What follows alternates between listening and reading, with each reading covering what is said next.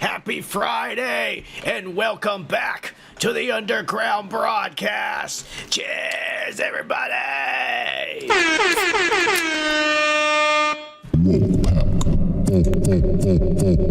Live. Aw, yeah. Cheers, Joku. Cheers, fucking Gomer Kyle. Motherfuckers. Let me hit it for you guys. Gomer, you were here first. Let me hit it for Gomer. What's your name, scumbag? Gomer Pyle. Private Pyle, I'm gonna give you 3 seconds to wipe that stupid-looking grin off your face, or I will gouge out your eyeballs and skull fuck you! 1, 2, 3! Shazam! Oh, yeah. And let me hit it for a Super Saiyan Joku. I want to have the world's most comfortable pair of ultra soft...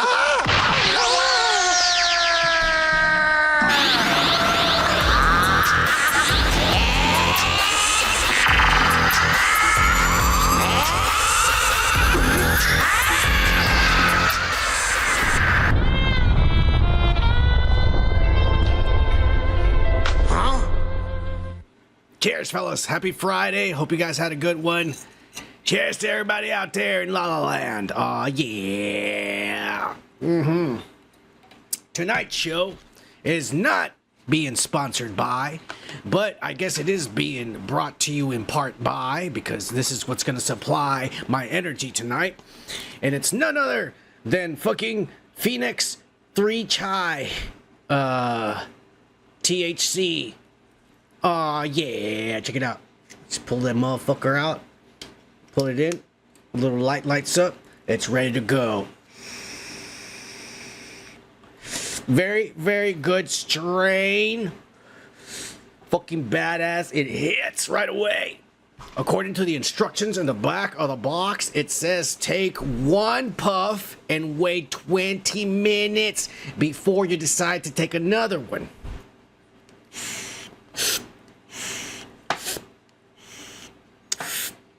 We'll see how it goes. Cheers!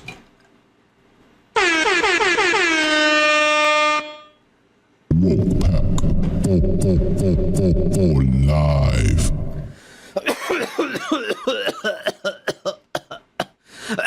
My social media are right there. And we also taking donations for drugs and alcohol.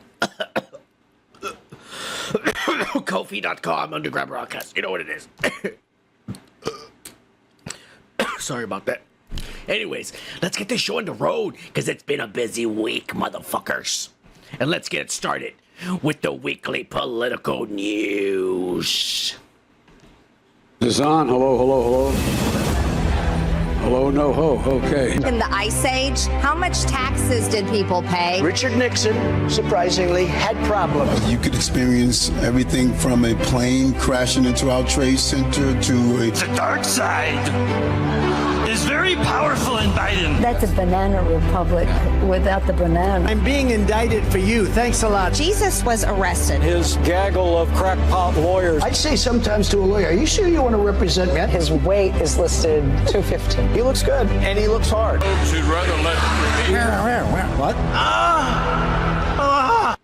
Cheers, everybody.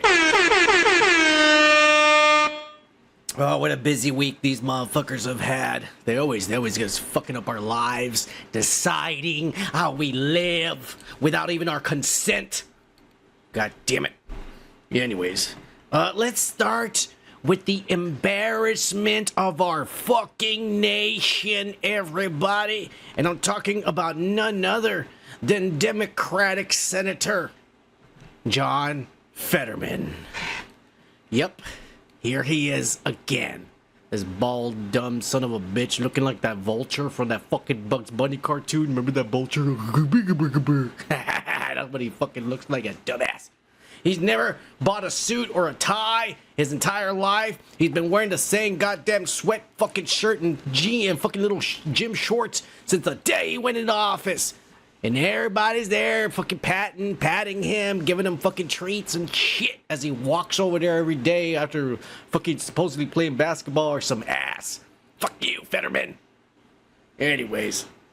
But now it's coming to light exactly what we have known all along. That this guy is a dumbass. Alright? It is coming to light. And he's an idiot and autistic and shit. Because now, a bunch of ex-fucking workers, his staff that used to work with him, have now come out and started with these allegations and shit. According to ex-staffers, one time he walked through a door, the fucking idiot, he hit his head because he's a fucking dumbass. The glass was really like fucking polished and he thought the door was open. He hit his head on the fucking glass and shit. And he got a concussion and shit. And then they told him, like, we'll fucking drive you home. And he's like, no, because he was fighting with his wife because his wife was all pissed about vaccines. And he's talking about some shit about, I don't know what, about Israel. And so they were having a public fight openly right there in front of the office. Everybody was saying they were fighting about Israel. And I don't know what the fuck. Him and his wife, because his wife is fucking a Trump supporter and shit. And so they were getting mad, and then he's like, no, I'm driving. I don't care if I have a concussion. And they got in the car, and he's driving with his wife and shit, and he fell asleep on the fucking wheel, and they fucking almost crashed. His wife grabbed the wheel and shit. That's what the aide fucking was saying. All right, that's one fucking story. There's another incident that they details that he got angrily. He was in a plane. They were flying him first class somewhere to the fucking to go vote and shit because he's a senator. So this dumbass has to go vote like an idiot over there and for Democratic votes to stop Trump from fixing the nation, as they say. So he went over there like an idiot, and he was on the airplane. And then he, like, all of a sudden the aide said that he got mad, he got flustered, and he got up and he went to the cockpit. He kicked the door in, he started yelling at the fucking pilot and was arguing with him. And what he was arguing about? That how come his seatbelt wasn't blue, that it was red, that it was insulting to him and shit. Something about his seatbelt. Fucking guy's autistic, I'm telling you. They voted in a dumb son of a bitch. What is autistic motherfuckers? What is special ed and shit? They just because he was tall and white. They're fucking idiots. Anyways, another fucking aide said that he sometimes has mental health days, you know what I'm saying? And he doesn't want to work, and he locks himself in his office, and everybody's calling him through the phone to his office, or they're knocking on the door, sending him messages through the bottom and shit, little messages like, sir, come out, please. And he's in there, and they can hear him crying. They say they hear him in there crying, and he doesn't want to even go to Washington to vote. And some of the bills, thank God, that Trump has managed to pass has been because this dumbass wasn't there to vote.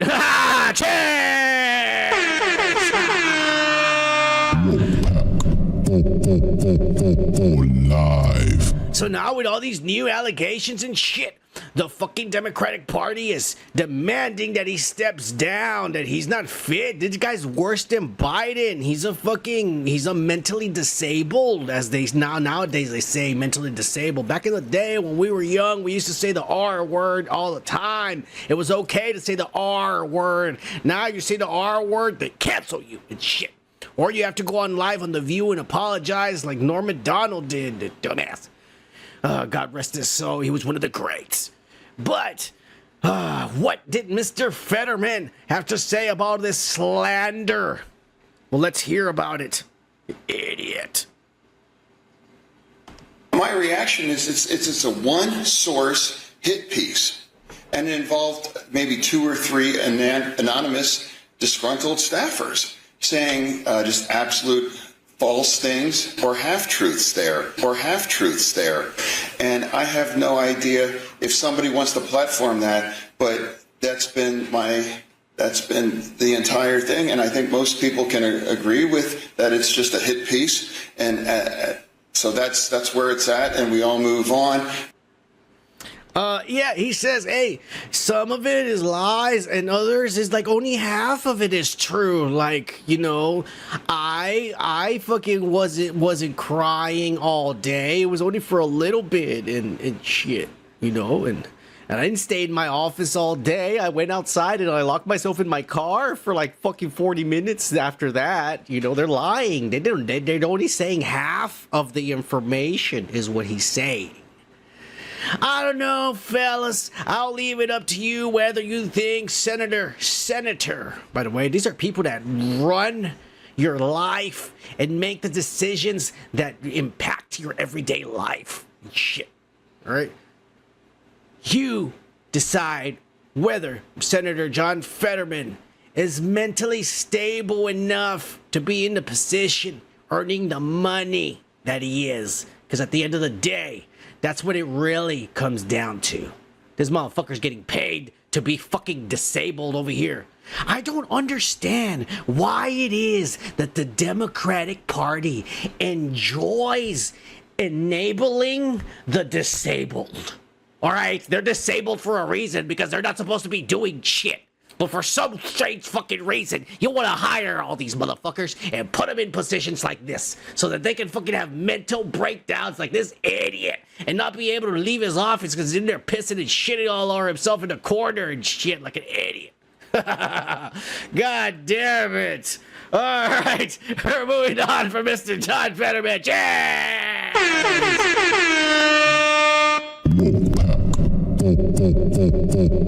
Live. All right. Let's move on to more embarrassment and stuff that I told you was coming. Everybody keeps giving shit to Trump and the Doji and all these motherfuckers that went out there to find out what they were really spending our goddamn money on. Look, we're not getting our money back.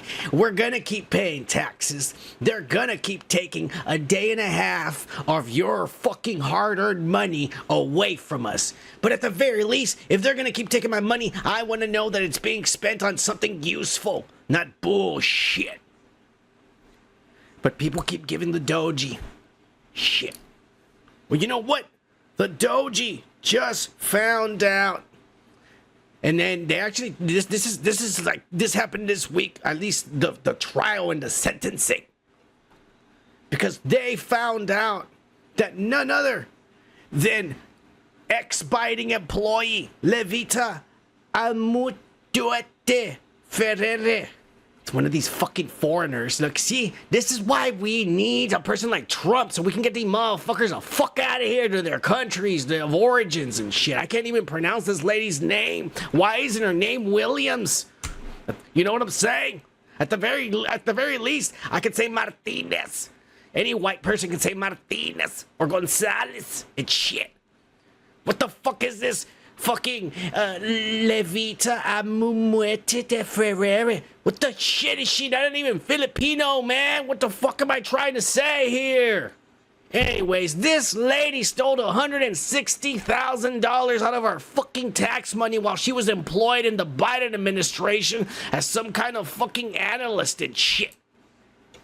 And she was caught by the Doji because they found several checks written to herself and her current lover. They didn't state whether she was a lesbian or a non-binary man that now identifies as a woman. But something tells me it was one or the other. $160K within 2 years because she didn't work the 4 years of Biden. She went in there. Biden said, oh, here's your new job. You can work from home and no one is going to be watching what you're doing. Take it easy. Yeah. $160,000 later, she resigns and says, thank you, Mr. Biden, for changing my life. Cheers. But thanks to Elon Musk, Trump, and the Doji, this bitch is going to jail. Oh, yeah.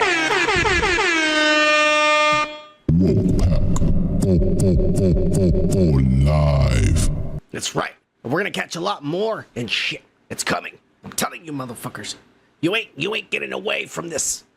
We're finding All right, all of y'all motherfuckers. We saw those Democrats were panicking, shitting themselves when they were going through all the files, trying to get receipts. They were freaking out. They're taking our freedoms. They're invading our privacy. Everything they're doing is wrong. Motherfucker, you're running scared because they're gonna find out that you've been stealing money from us. Yeah, that money should have been gone to something else useful. It's not coming back to us, all right? Let's be honest. We're gonna keep paying taxes till the day you die, because that's the system we live in. And from birth, you're inserted into the goddamn system, and there's no way in hell you're gonna escape it. So you might as well accept it. You're paying taxes till the day you die. At least a day and a half of your 45 hours of work you put in every week. A day and a half. That fucking day and a half, you send the money straight to Uncle Sam. Do the math. That's what's happening every week. A day and a half, you're fucking sending that money to Uncle Sam, and they're taking it out of your pocket to spend it on something. Do you really want it to go to this fucking Filipino fucking criminal? God damn it, man. All right, enough ranting and the embarrassment of our nation and the past administration. But let's get into something semi-political. I call it political because, goddammit, this might as well be political.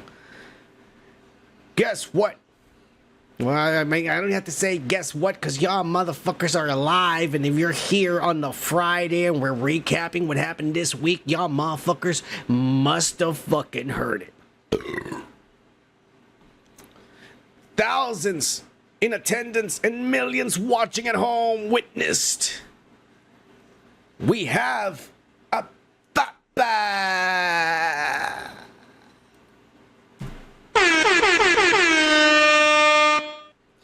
Yes, Pope Leo the 14th is the name that this fucker chose. An American out of Chicago. When I heard that, I thought I was gonna see the blackest man walk out. And then all of a sudden they open the doors and the whitest motherfucker steps out. You know what I'm saying? They had like 20 archbishops over there from Chicago and all the motherfuckers are darker than the night itself. And this is the one from Chicago they chose. The whitest motherfucker. Ain't that some shit? Yeah. I'll tell you one thing. They're lucky they chose American to be the Pope. There's a reason they chose an American. Trump called them, was gonna fucking threaten to put tariffs on the motherfuckers if they didn't fucking bend the wheel to America. And so they voted to be an American Pope. And thank you, President Trump, once again for stepping in and making this country great again, because now not only are we gonna be on top economically and greatest superpower ever, but now even God is on our side. The first right hand to God.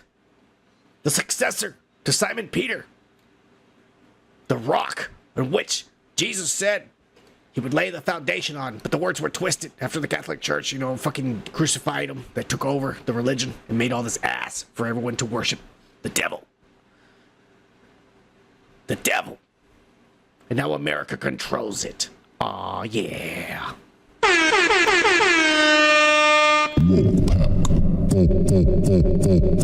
Live. You know what it is, motherfuckers? Yeah. The great whore of Babylon rises once again. Cheers. Anyways, let's move on. Since we're talking about the main man of perdition, the man of the hour, I'm talking about none other than our current Commander-in-Chief, Donald J. Trump. When Mexico sends its people, they're not sending their best. They're bringing drugs. I want to build the wall. We need the wall. But we have some bad hombres here, and we're going to get them out. Yeah. We already got at least a third of them out. We're coming for the rest of you. Just letting you know. That dumbass little kid on TikTok with the 13 on your forehead. I already reported you, motherfucker. It's only a matter of time before they come after you, you little piece of shit. Yeah. Yeah, I did. Anyways, let's move on. Anyways. Fucking Donald J. Trump. I like this guy. Earlier this week, you know what? I'm sorry. He just makes life interesting and exciting. Earlier this week, the White House fucked up. Somebody online, because, you know, AI is a popular tool now. Everybody's using it. I heard even the Son of Man made a new music video with new music using AI. It's amazing. I don't know. I've heard. It's a rumor that's out there. You might want to check it out on the channel. Sorry about that. Sorry. I'm knocking shit down here. But earlier this week, somebody made an AI image of Donald Trump as the Pope. And for whatever dumbass fucking reason, the White House reposted the image. And let's just say it didn't get the comedic effect that our president thought it was going to get.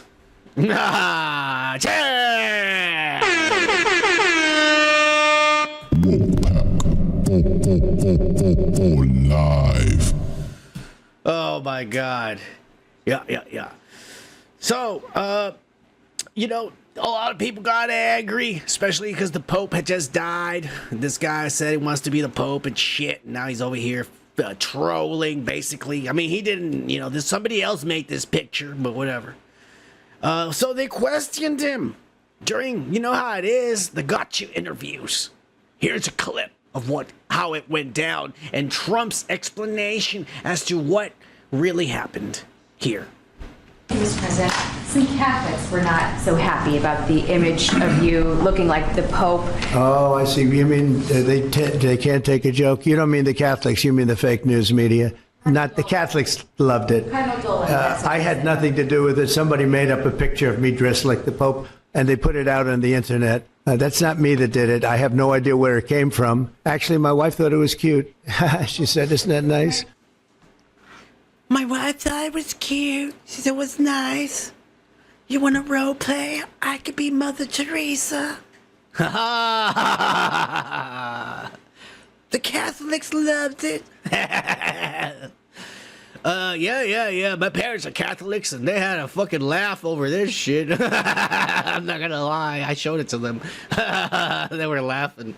They said, this guy's a troll. He's doing it on purpose. And I'm like, well, no shit, he is. He's giving Fox News some ratings and shit. Well, this lady, after he gave his answer, which I thought was a reasonable answer, and I thought it answered the question and gave an explanation what the fuck all this was about. Obviously, you know what I'm saying? It was just a little joke. Shit. This bitch persisted and kept on. And Trump had enough. Check this out. My question, though, sir, was about the fact that it was put out on the White House account. Even though it was AI generated, it was a joke, it was a meme. Does it at all diminish the substance of the official White House account to have it go out on that particular channel? Give me a break. It was just somebody did it in fun. It's fine. Have to have a little fun, don't you? Give me a break. It's just a little fun. You gotta have some fun. All right? Dumb bitch.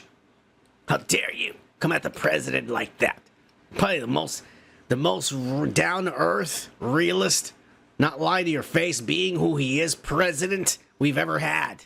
Period. And that's the truth. That's no lie.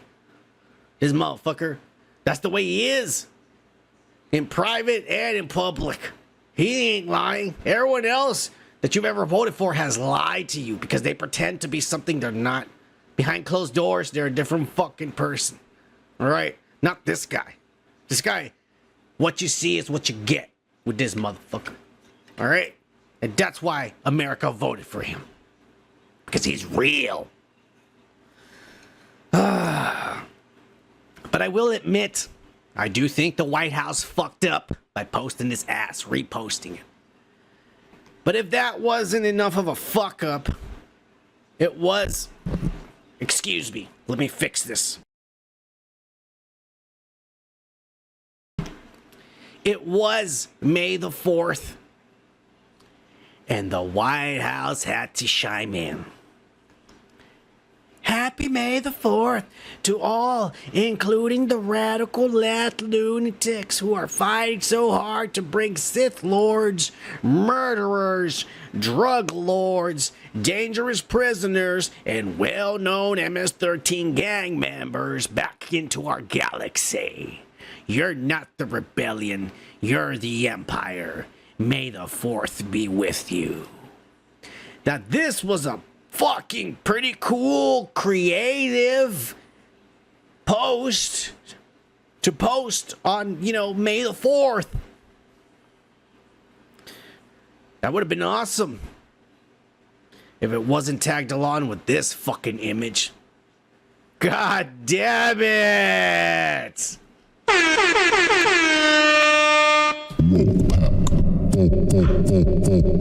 Live. Yeah. They posted a picture of fucking the Dark Lord of the Sith, Darth Trumpert. Aw, yeah, with veiny arms and a red lightsaber. Holy shit. This is probably the coolest fucking AI thing I've ever seen. But yes, the fucking, obviously, the idiots, none of the people around Trump and none of the people in this administration has ever seen Star Wars, which is fucking weird, because they should know that they're saying the bad guys. You just fucking said they're the Empire. You're the Empire if you have red, you dumbass. But I'll be perfectly honest with you. I've always said, realistically speaking, America, the United States of America, has always been, from the start, from birth, has always been the Empire. So, you either are born into the life or you're not, motherfucker, and I'm all for America. All hail our mighty Darth Trumpert, Sith Lord. Cheers!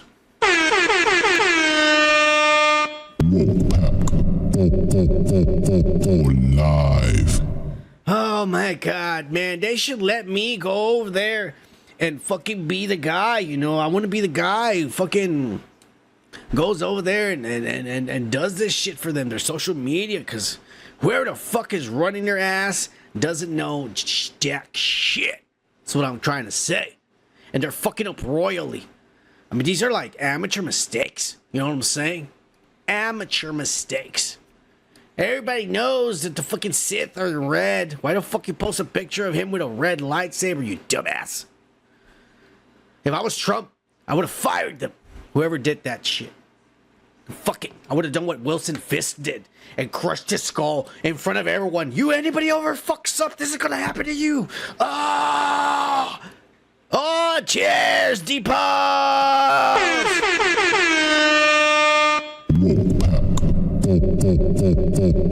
Live. Depot's coming at you live from the motherfucking Philippines. What happens in the Philippines stays in Philippines. It also stays on your dick. So make sure you wrap it up, motherfucker. Cheers!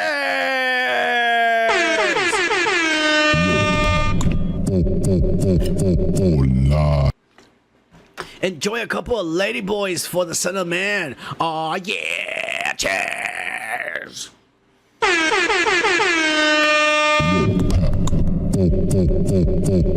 Live. And I just took the biggest hit for you, Depots. And this is fucking vaping, so you know it's smooth and it's in my lungs. It's probably growing mold in there like the goddamn spores in The Last of Us and shit.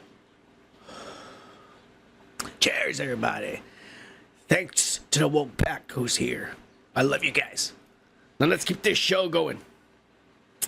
Because Trump has signed an executive order. Get ready for this. That is going to force everybody that owes student motherfucking loans to begin your payments again. None of this fucking, oh, Mr. Biden said that I could pay in 20 years.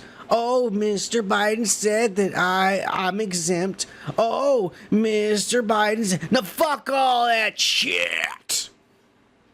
You're gonna start giving payments starting next month because the American people need their money back. We paid for your schooling. By now, you should have already had a job and gotten some income. And since you went to fucking fancy schools and shit, you got big degrees, your income should be higher than the people that paid for your schooling, the taxpayers. That's where the money came from. So you need to pay it back to the government. And for those of you motherfuckers that think you're not gonna give your payments, I'm just gonna fucking put that I'm like single and I'm living somewhere else and they're not gonna know where I am. Trump has stated they will gladly deduct the fucking money you owe out of your fucking bank account, out of your direct deposit. It'll just take it away and go straight to the pockets of Uncle Sam the same way they do it to the motherfuckers that owe child support. Motherfucker, you owe child support and you don't pay it. One day you go, you're waiting for your direct deposit and all of a sudden it's not there. And it says that it was transferred to something, some weird little fucking thing. And you go in your research and you find out that the child support took it from you. And from now on, the government's gonna take your paychecks because you haven't paid your bitch that you fucked and had children with. You dumbass, because you don't want to be a dad. And shit. Or, you know, you should have just pulled out and come in her face the way I do, you dumbass. Or have sex with men. Because I don't care what any goddamn non-binary tells you. Men cannot get pregnant. Loophole. Cheers!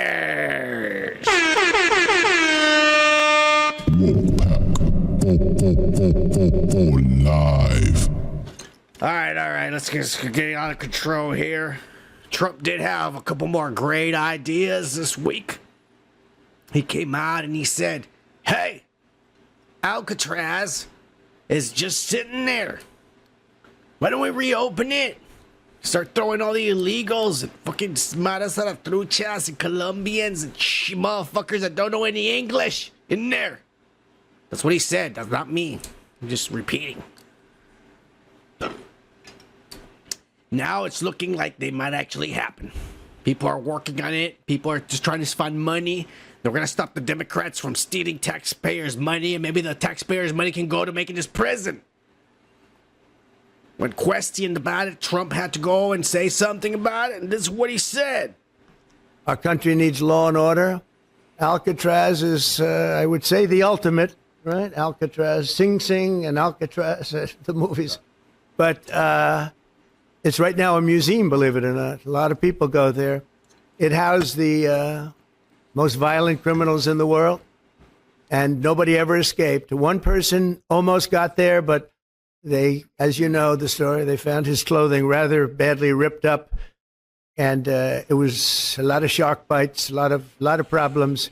Nobody's ever escaped from Alcatraz, and just represented something strong having to do with law and order. We need law and order in this country, and so we're going to look at it. Some of the people up here are going to be working very hard on that, and we had a little conversation. I think it's going to be very interesting. We'll see if we can bring it back in large form, add a lot. But I think it represents something. Right now it's a big hulk that's sitting there rusting and rotting. Dude, that black lady in the back was like literally freaking the fuck out as he was speaking. It just reminded me of the black lady that's with Fisk in the Daredevil show, that she's all like freaking out, like, don't say that. No, what the fuck are you doing? Like, she was just like, shit, I didn't tell him to say that. Just freaking the fuck out and shit. Well, motherfuckers are getting all riled up about this Alcatraz, and they came at his border czar. This guy, I forgot what his fucking name is, this Aryan fucking Nazi motherfucker. He means business, and he don't play around when he comes to these interviews. He fucking shuts people up and says, hey, I already answered that. Okay, you pay attention, you dumbass. He'll straight up tell you like that. He was in the military. He don't fuck around. He was a little league coach, so he knows how to yell at these motherfuckers and make them feel like children. But listen, this is what he said about Alcatraz. Do you have any cost estimates on reopening of Alcatraz? I just answered that. I mean, it's on the table. It should be on the table because we need detention beds, and I think that's an appropriate place for the significant public safety threats, national security threats. Why not? I mean, what's the difference between that? Do you have an idea how expensive it would be? I have no idea. I already answered that, but let me just say it again because you're obviously fucking dumb and stupid. Yeah. I don't know how much it's gonna cost, you lady. All I know, it's a great idea. We're gonna throw everybody in there that doesn't know any fucking English.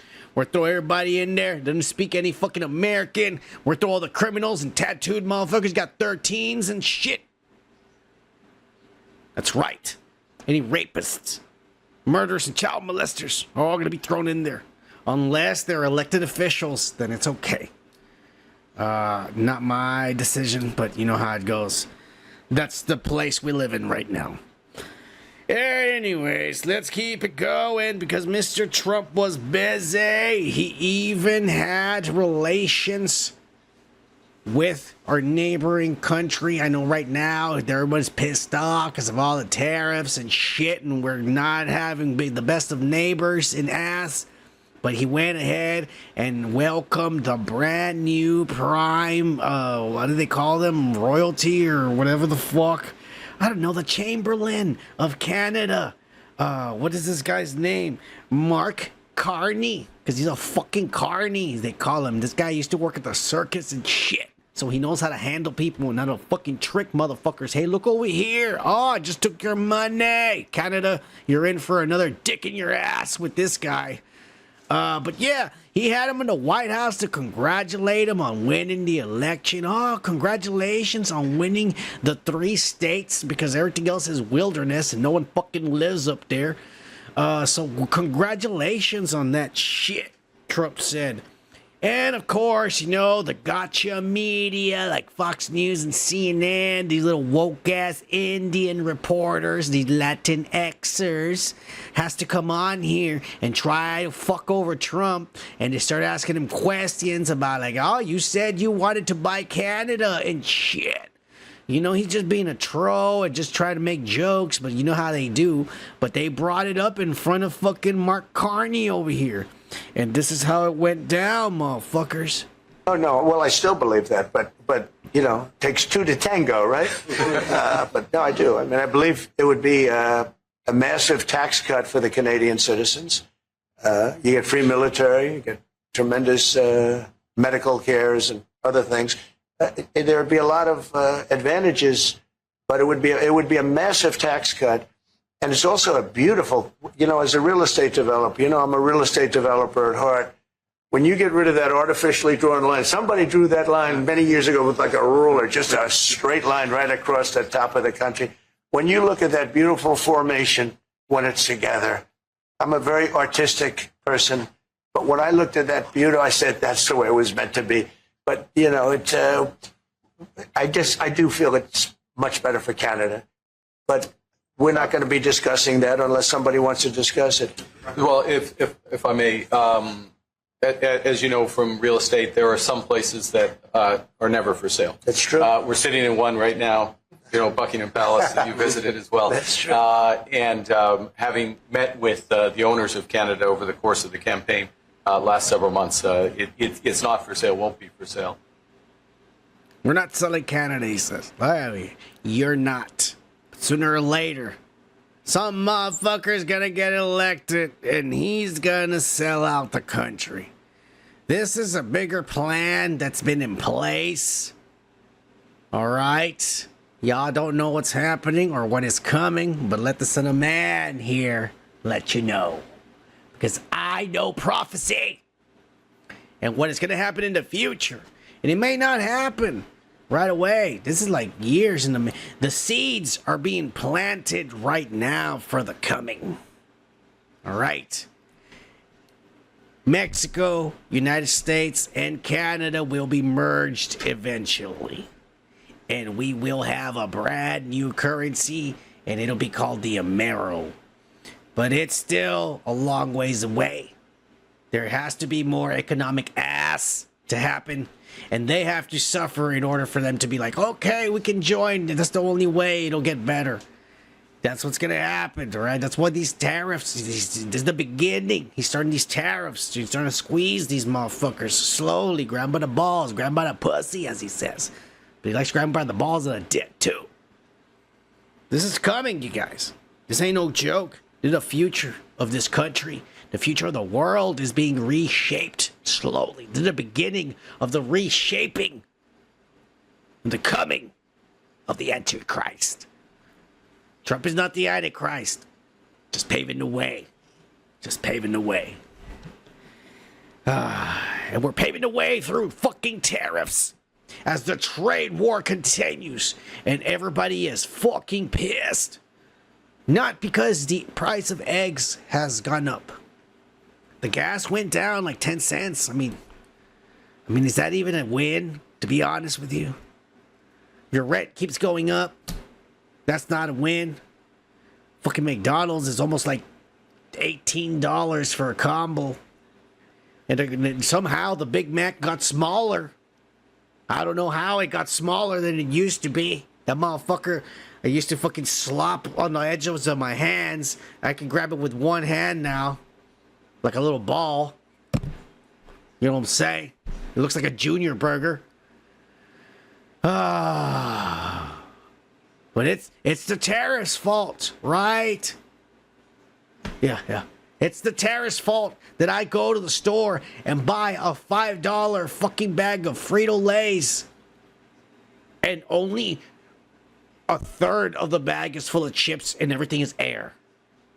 That's the terrorist's fault, right? It's the terrorist's fault that some motherfucking store has raised the price on fucking eggs when they know goddamn well they can lower it very easily. And it's the terrorist's fault, right? Motherfuckers are angry. You know what people are angry, according to the Democrats now, they are saying. They're angry because this Christmas, instead of paying your regular $25 for a goddamn Barbie doll, your bitch ass is going to have to pay $55 for them and shit. Not only that, but there's only going to be limited amounts. And by the time you go to the store, because you're going to remember, oh shit, I've been busy with work and all this shit, I got to buy the Christmas presents. And you go to the store, the only goddamn dolls that are going to be available, because nobody else is going to mass produce the ones people want, are going to be all these fucking weird Korean Barbies and black ones. And nobody, not even little black girls, want to buy the black Barbies. They ask the mom for the blonde ones. Let's be honest, all right? I've been there. I've seen it with my own eyes. That's what the little girls ask for. And people are pissed. Children will be affected this Christmas because of the tariffs. And I will say, this is kind of partially the terrorists' fault. I'm not gonna lie. But hey, you don't know how this works, all right? This is the terrorists' fault. But this goes more beyond the tariffs, all right? This goes beyond it. This is beyond it. This is beyond the tariffs, motherfuckers. This goes from the very source straight to it.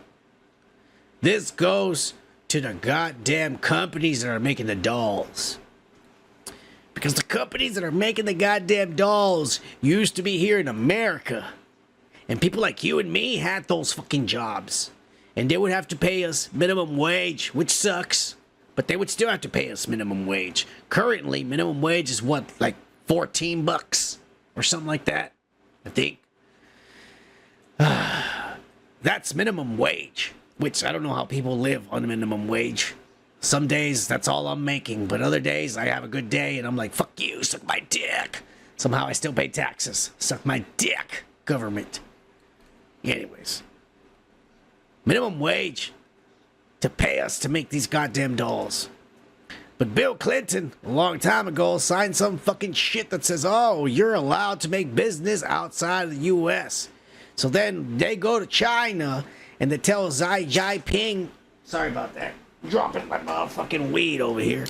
They tell Xi Jinping over there, oh my God, this shit better not have broken. There's gonna be oil all over the place. No, here it is. Damn. God bless Gorilla Glass. Anyways, they tell Xi Jinping over there, hey, we want to make Barbie dolls in China. Can we make a company over there? And he's like, yeah. And Xi Jinping says, you know what? I'll provide you the workers. I'll pay them whatever I want to. And then I only want 10% of the revenues. And so then Barbie doll says, hey, that's a good idea, Xi Jinping. And so then Xi Jinping goes to a small little village and tells all the elderly, get in the trucks. You have jobs now. You're working at this fucking factory. And the government's going to give you 12 cents an hour. American. So you know it's worth a lot. That's what the government tells these old people. The old people don't know. They think 12 cents is a lot of money. And so they go and now they're forced to work there. Labor making these goddamn fucking dolls for these little girls in America. And so then they give the government 10%, they don't pay American taxes, and then they bring the Barbie dolls back to America to sell to us. So who's really the bad guys? It's the company who's making the goddamn dolls, because the goddamn dolls should have been being made here where they're being sold. Not in another goddamn country ripping off and being forced slave labor. People that don't even deserve to be fucking, they should be retired. They're forcing them to make dolls for motherfuckers over here. Fuck you. That's the real fucking criminal. That's all I'm trying to say. And Trump knows this. Trump is a businessman. Everybody don't understand. He's not a Democrat or Republican. He's a businessman. He's about commerce. He's about America. He's about commerce, money, and the American dream. That's what he's about. He doesn't want to destroy it. You know what the tariffs have done? Yes. They're making your Barbie dolls cost more money.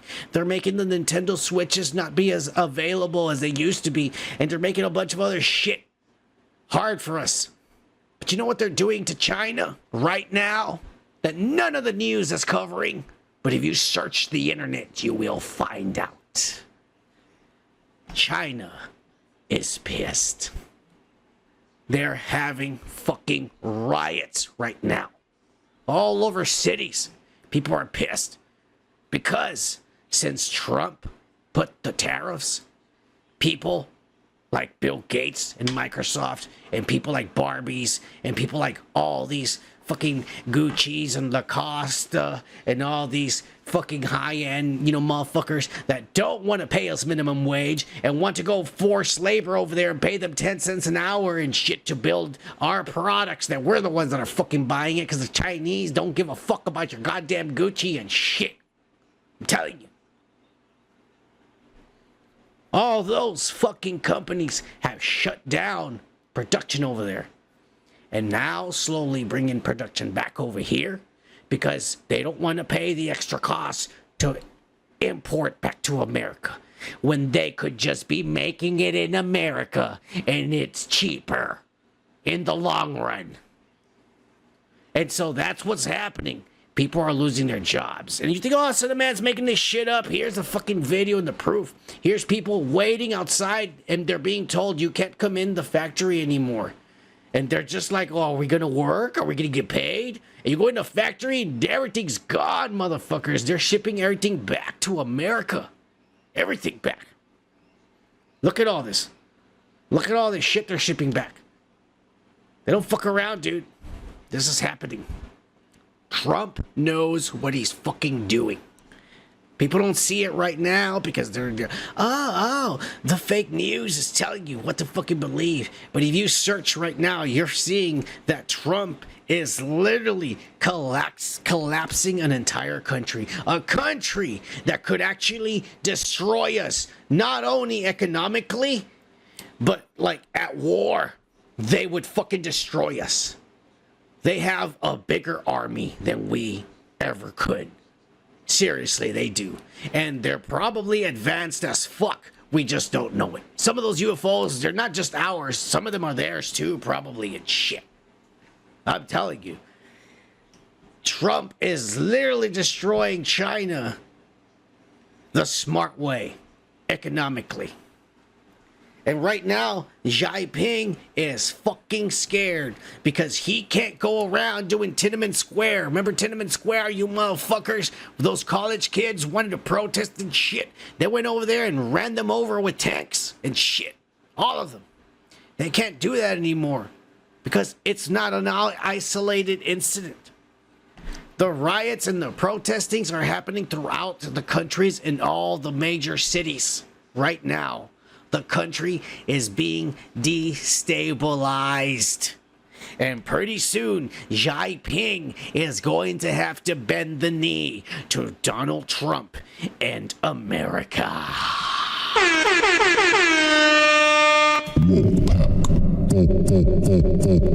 Live. And he did it without ever sending any missiles or any of that shit. Just you wait, motherfuckers.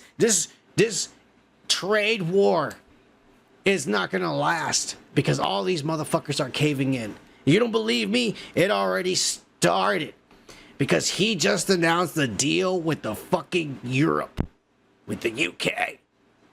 They gave in because he put tariffs on those motherfuckers and they gave in. The New Deal now states, because he's smart, here's what's really been happening. All right. We've been being nice and saying, all right, we'll let our companies make products over there. We'll fucking import more products from you. We won't make some of our stuff. We'll just import it from you and shit because we want good relations and ass. All right? And we don't charge them anything on that shit. There's been no tariffs before. Yet every time we import or export, we do get taxed on their fucking products. How is that good relations? So Trump finally put tariffs on them, saying, oh, we're going to be fair now. Now you're going to get taxed the way you tax us. And if you don't start taking your illegals back and your criminals, I'm going to hike up the tax. And that's what he did. He hiked up the taxes to 125% to some of these motherfuckers. And that's why all of a sudden everybody's freaking out. Oh my God, what is he doing? This is what he's doing. He made this guy cave in. And you know what he promised them? Fine. I'll lower all the tariffs to 10%, and they'll stay at a 10% cap. But what you don't understand is from now on, America has revenue from Europe. A 10% revenue forever that we never used to have. And he is going to force that into every other nation. That's what's about to fucking happen, you dumbasses. Nobody understands. And here's him flexing about it. The European Union's big thing, they want to make a deal very badly. You know, everybody wants to make a deal. Look, everybody wants to make a deal with the United States, and we're doing that, and we're going to make fair deals. I'm just honored that this was the first one. Telling you, this guy sees the bigger picture all the time. All the time. And if you don't believe me, I'll let him tell you himself exactly how it's going to go down. It's the biggest bill of its kind ever in the history of this country. And Speaker Johnson and Leader Thune have done an incredible job. I mean, I'll let you know, we have to get a vote, but we have a lot of support for that bill. And if that happens on top of all of these trade deals that we're doing, this country will hit a point that you better go out and buy stock now. Let me tell you, this country will be like a rocket ship that goes straight up. This is going to be numbers that nobody's ever seen before. That's a very important element of all of this. You know, if we get that, if you don't, and the Democrats are fighting it only because they want to fight. They have Trump derangement syndrome. You know, if it was somebody else, they wouldn't fight. If you had a normal person, if you had some stiff sitting behind you, they'd be fine. But they have Trump derangement syndrome. You know, Senator Schumer's become a Palestinian. Welcome. I don't know when they're going to give him the ceremony, whatever the ceremony may be. But it's terrible what's happened to the Democrats. So very, very important element of everything, of what we're doing. I mean, what a fucking troll, bro. Like, he straight up told you the truth. Like, you know what I'm saying? You're about to see us start getting wealth because all these motherfuckers are going to bend over. They've been doing commerce with us forever. There's no way they can just stop because I raised the tariffs. They're going to have to make a deal. And then from now on, we're going to get a 10% cut from everybody that we never used to get. Never used to get. We're going to get it from now on. This is what he's setting up for the future of this country.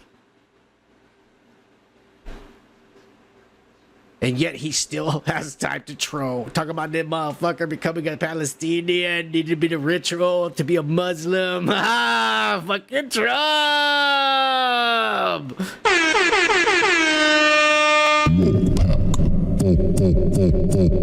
Live. This motherfucker's crazy. I love him. All right. Anyways, we're getting too crazy and shit. Look, motherfucker, I'm telling you, this guy sees the big picture. That's what it comes down to. I think everybody needs to start seeing the big picture when it comes to Trump. Because he is the man, and he knows what he's doing, whether you like him or not. But one last topic before we end our weekly political news. It has begun. The beginnings of World War III. Yes, my friends, it's over. India and Pakistan have started a war. And they're shooting and bombing at each other and now threatening each other with nuclear war. America, of course, is getting in there. Trump right away was asked, and he had to go ahead and give his 2 cents on the matter. Yeah. Diplomatic actions between the war in India and Pakistan. What's your position? Oh, it's so terrible. My position is I get along with both. I know both very well, and I want to see them work it out. I want to see them stop. And hopefully they can stop now. They've gone tit for tat, so hopefully they can stop now. But I know both. We get along with both the countries very well. Good relationships with both, and I want to see it stop. And if I can do anything to help, I will be there. You don't get any realer than this president. Tit for tat. Yeah. Titties for dick. That's right, motherfucker, because that's really what that means. Oh, yeah. Cheers, Trump! Live. Grab by the pussy. I need to get that sample. Grab by the pussy. Oh, yeah. Fuck, man. This is bad. I hope we don't get dragged. Nobody gets dragged into this. I mean, I don't know. I hope these guys just blow each other up and there's two problems solved in the Middle East. And then all we got to worry about is Iran and Israel. Those fucking idiots. But, well, we'll see. We'll see what happens. Anyways, some people wondered how the fuck this got started. Well, we got some video here. Apparently, there's a line like the way there is in North Korea. In South Korea, there's a line and there's soldiers on each side. Some motherfuckers were drunk because it was New Year's. I don't know what the fuck was going on. It was some kind of one of these Manchurian fucking holidays over there from the East. I don't know what these motherfuckers. We're brown just like them, but they're weird brown. You know what I'm saying? We keep it real over here. We only celebrate drunken holidays like Cinco de Mayo and shit. I don't know what the fuck these guys are celebrating. But they got too drunk and crazy and apparently started taunting each other and shit. And if you ask me, this is India's fault. Because if you look at that motherfucker, he's right there saying, I'm gonna cross the line, you son of a bitch. Fuck you. Fuck you. You fucking Arab. He's saying, fuck you. And the other guy's over there threatening, I'm walking across, motherfucker. And then his friends started, and they got out of control, and before you know it, some guy was shot in the head, and then fucking bombs were being fucking just everywhere. And here we are, right here, live, right now, happening for you on the Underground Broadcast with the Son of Man. Cheers.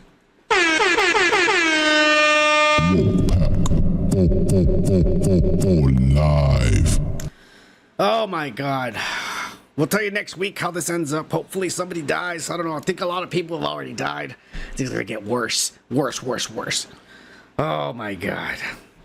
But we're done with the goddamn weekly political news. All right. I got a brand new beer here.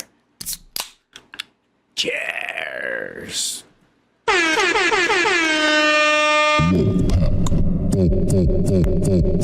Live. You know what I just realized? I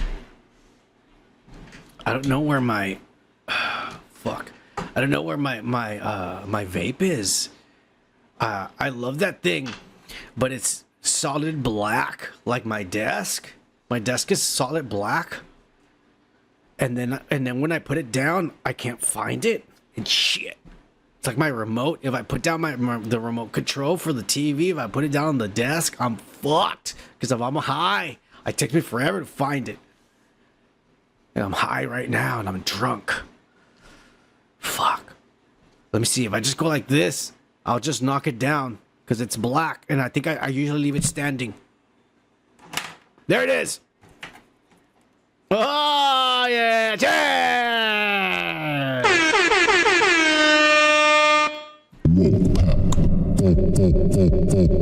Live. That was badass. That was badass. All right, everybody. Let's keep it going with the weekly pop culture breakdown.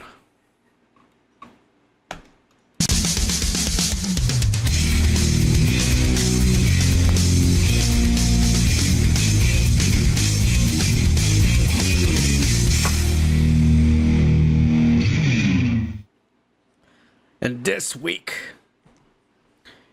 we're going to start off with the Met Gala.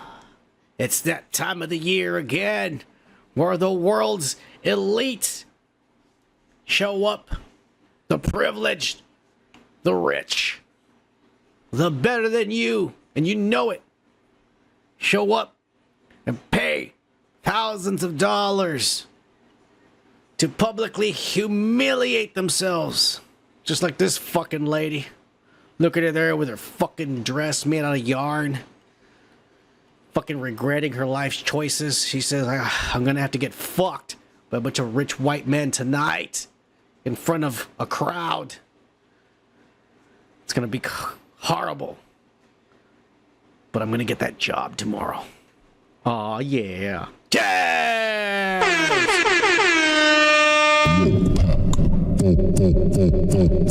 Live. Gotta do what you gotta do, you know what I'm saying? We all do it. We all do it. Yeah, anyways. Yes, everybody showed up. Like Riri. Right here. Rihanna showed up. Looking like she was going to some kind of funeral, man. She looked like she was at that Beetlejuice funeral and shit. But apparently she's pregnant again. A$AP Rocky ain't wasting no time. Did like the 4th or 5th one he's pumped in her. God damn. This chick is horny as fuck too if she's letting him. Damn, man. That's fucking awesome. God bless her. Cheers to that.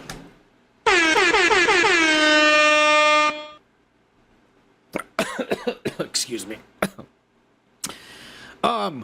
Another person that was there was none other than Walter Goggins over here. After 30 years of being in Hollywood, he finally got famous enough to fucking be invited into this goddamn thing.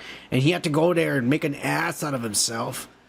Yeah, I mean, whatever, dude. I mean, if you're that desperate to go to an orgy, man, you could just go to fucking Amsterdam, or, you know, you're rich enough, you can go to Europe any weekend, go to a club. That's basically an orgy in there anyways. Not here, I don't know. You might find one downtown LA, I don't know. There's a bathhouse over there in A-Town, across the street from the bank. I've heard, I don't know, I've never gone, but I do see a lot of men walking in there.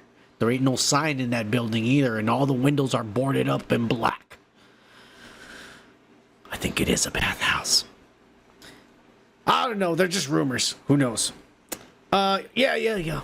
Anyways, also, serial rapist Marilyn Manson was there too.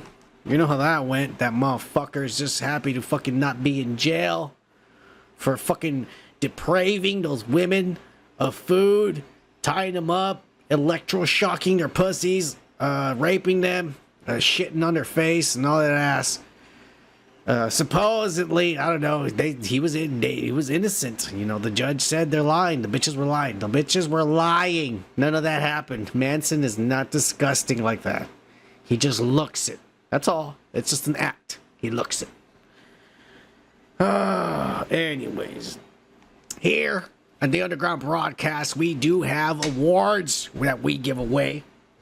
These motherfuckers deserve it after all. They did pay over $50,000 for a ticket to attend this bullshit. They could have given those $50,000 to St. Jude's to help find cancer cures for children that are born with cancers. They could have given it to the Shriners so they can also help children that are born with cancers. They could have given it to St. Mary's Hospitals to also help children that are born with cancers and defects. They could have given it to the homeless and the poor.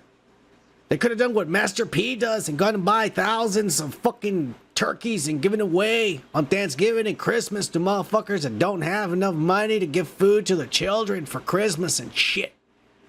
They could have, but they didn't. Instead, they paid money to go to this ass, and we're gonna give them awards on this channel for their bravery. So the award for the hottest of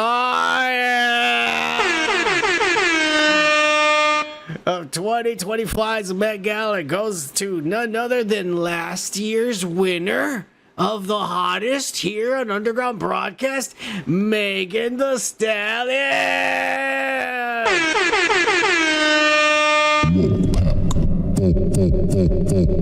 Live. God damn it. God bless her mom and dad. And God bless her. Cheers.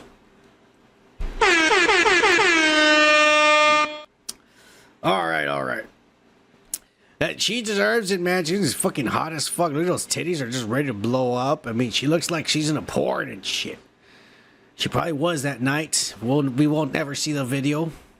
Somebody will. God bless them. Anyways, let's hope it leaks one day. We're gonna give the award. This lady's not getting no awards. She's nobody. I'll just put it like that. We just have her there to look like an idiot because she chose to go there looking like a dumbass, and we're gonna show her picture every time we can. Anyways, our next award goes to the classiest of the night. We'll go to none other than the one and only Diana Ross, who was probably drunk and high on cocaine or crack or something, because she looks like shit. I should have zoomed in on her face. She looks horrible. But she kept it classy, you know, nice little slip-on dress with a big old hat and a fucking large white cape dragging across and everything. She looked really magical and shit. And for this kind of place, there's a lot of fucking idiots. So I gotta say, she was the classiest. We're gonna give her the award here in the Underground Broadcast for the classiest. All right. Moving on.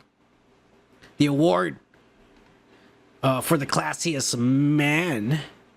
We're gonna go with Coleman Dominguez. Last year, we gave him the Wokest award, but he's not getting the Wokest this year. Somebody outdid him. Somebody outdid this motherfucker. Believe it or not. He's getting the classiest. This motherfucker came pretty classy. I mean, he looks a little bit like Charlie Chaplin. I'm talking about the one over here on the right with the fucking suit already. He looks like Charlie Chaplin or some fucking comic guy. But he did come first covered and draped in fine blue linen and a gold armor, kind of like a Power Ranger or something. I don't know. He looked like a fucking like a black bishop or something. He looked cool. He looked like he was about to give Sunday service. Do you feel the power? He looked good. He looked good. What I want you all to notice is that this guy has reached levels of fucking wokeness and elite status that he now has a Diddy butler carrying an umbrella for him. That's amazing. I want something like that. But it's going to be a woman for me. A very tall, muscular Asian woman. And I'll find one too. You know what I'm saying? He'll be there. Be my bodyguard / fucking assistant / everything. You know what I'm saying? It'll be badass. Props to Coleman Domingo flexing his status and shit, but we gave him the classiest man of the night. Back to this fucking weird looking lady. I want to give up to one of the lamest looks of the evenings. I'm going to give those awards to none other than Demi Moore and Janelle Monáe. Demi Moore looking like some kind of cock sleeve. I mean, that's literally like a cock sleeve. Like, her head is supposed to be the cock, but it's too small for the cock sleeve. So it's kind of like sticking out like that. And I don't know why this bitch thought it was a good idea to let someone dress her up as a box. In a box. I mean, what does she waddle around and shit? Looks like fucking idiots. Y'all get the lame-ass award of the night for the lamest looks. For the most fucking dumbass. Agreed to come out looking like this. God damn it to me. Look at you. They sucked. You went and got liposuction, but she got liposuction on the fucking face. They sucked her cheeks. And her nose, and all the fat out of her face. God damn it. Alright, let's get into the big awards of the night. And I'm talking about the Woke Awards.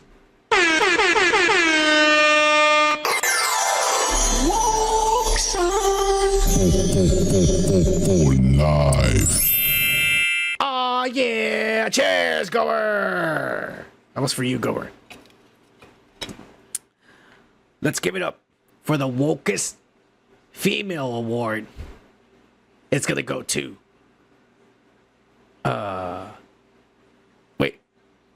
Wokest. We're talking about Wokest. Okay. I'm trying to remind myself where the fuck I am.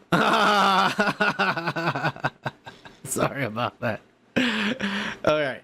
The Wokest Female goes to rapper / record label plant, Doechii. She rocked the little boy girl look. You know, where she doesn't really know if she's a little boy or a little girl. So she kind of dresses halfway and shit. But she also has a little cigar there. You know what I'm saying? To symbolize all the white men that are going to ejaculate all over her that night during the ritual. So it's just like one of those things, you know. But we're going to give her the Woke Award because she does look like a little boy girl. And she's pulling it off very successfully, I will say. So Doechii, you get your Woke Award for the evening. And now, the Wokest Man Award goes to none other. By the way, I don't know who the fuck this is, but it goes to none other than this sorry excuse for a fucking man.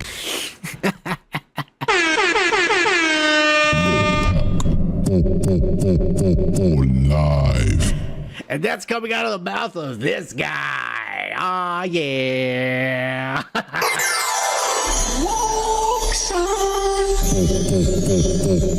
Live. Oh my God, look at this motherfucker. Woke as fuck. It's amazing, isn't it? It's hard to believe that somewhere underneath all of that is a penis. Or possibly was if he had the surgery already. Who knows? This is 2025 after all. Cheers!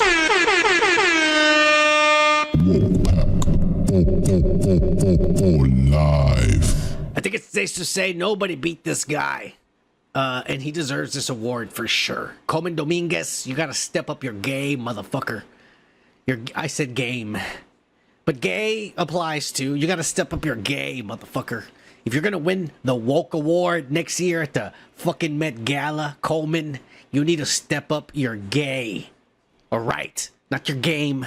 You need to step up your gay. Like this guy. This guy fucking skyrocketed as gay. Way past gay. This is beyond fucking homosexual. Cheers!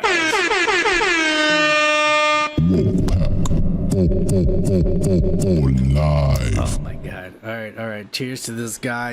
It was good. Alright, let's get in with it with Super Saiyan joke who's been waiting for all fucking night.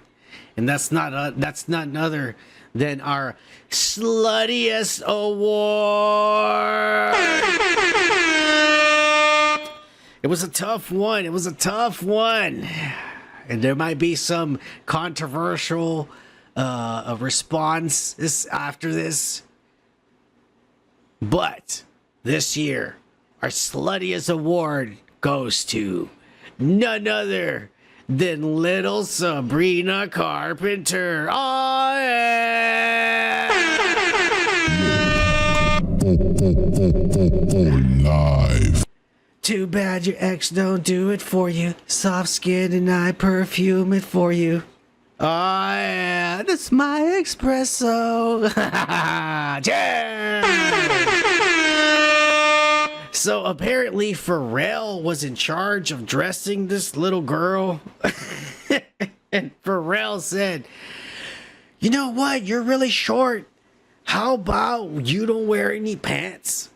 And this little girl has already been brainwashed from the Disney Channel. And she said, you know what, Pharrell? You're a 55-year-old dirty old man telling me, a little girl, that I should not wear any pants to this public thing. I think that's a great idea. And so here we are. God bless America.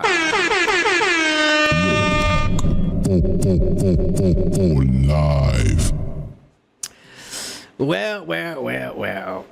Yeah, this is insane. But this is where we live. This is the times that we live in.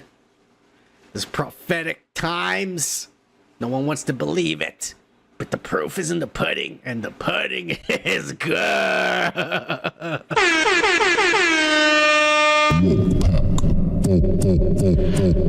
Live. Oh my god. There is a runner-up. This is where the controversy lays. Because apparently Sabrina wasn't the only one that did the pantless look. There was controversy there that night. None other than Lisa went pantless too. Don't ask me who the fuck Lisa is, because I don't know. This is some little girl that she's like Cher. Her name is just Lisa, and she's from some show or some ass some little girls watch. I don't know. She's supposed to be famous. Like I'm definitely gonna fucking start, following her on Instagram, and next week we're gonna know all about little Lisa right here. Oh yeah. Live. But that's not why this is causing controversy. Not because this little girl saw Sabrina Carpenter walking out in fucking in no pants, and this little girl is desperate for attention and fame and fortune. And so she says, I can do that too, and she runs to the bathroom and throws away her pants, because that's really what she was wearing underneath, and decides to just walk around there like that and shit. This is not where the controversy lies, my friends. The controversy lies in the pudding.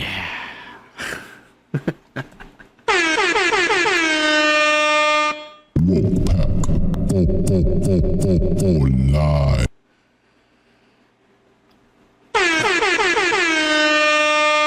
I don't know how long I can keep this up. YouTube's gonna ban me and shit. And I don't know if she's of age either. But anyways, I should probably do all my research a little bit better, but we're not that kind of show. One of these days, we're gonna have some fucking white Protestant motherfucker who did all the research and did all the graphics and all this shit, and this show's gonna be professional. But until then, you have a drunken high motherfucker here running the show. And this is how we roll. Aw, yeah.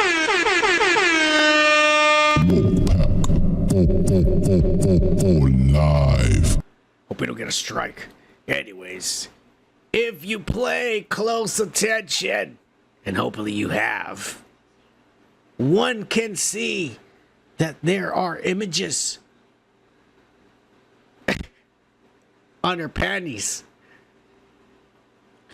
And it is images of a face, a very well-known, recognizable face. And it's none other than civil rights activist Rosa Parks.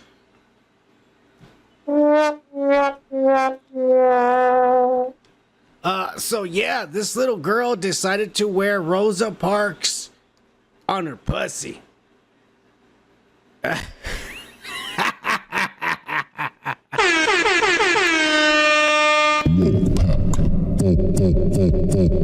Live. I would love to have been in the room when her people, her publicist, or the guy who came up and told her, hey, how about you go pantless like Sabrina Carpenter is, but you wear Rosa Parks lace underwear so that people know that you like blacks too. And she's all like, oh, that is awesome and really woke.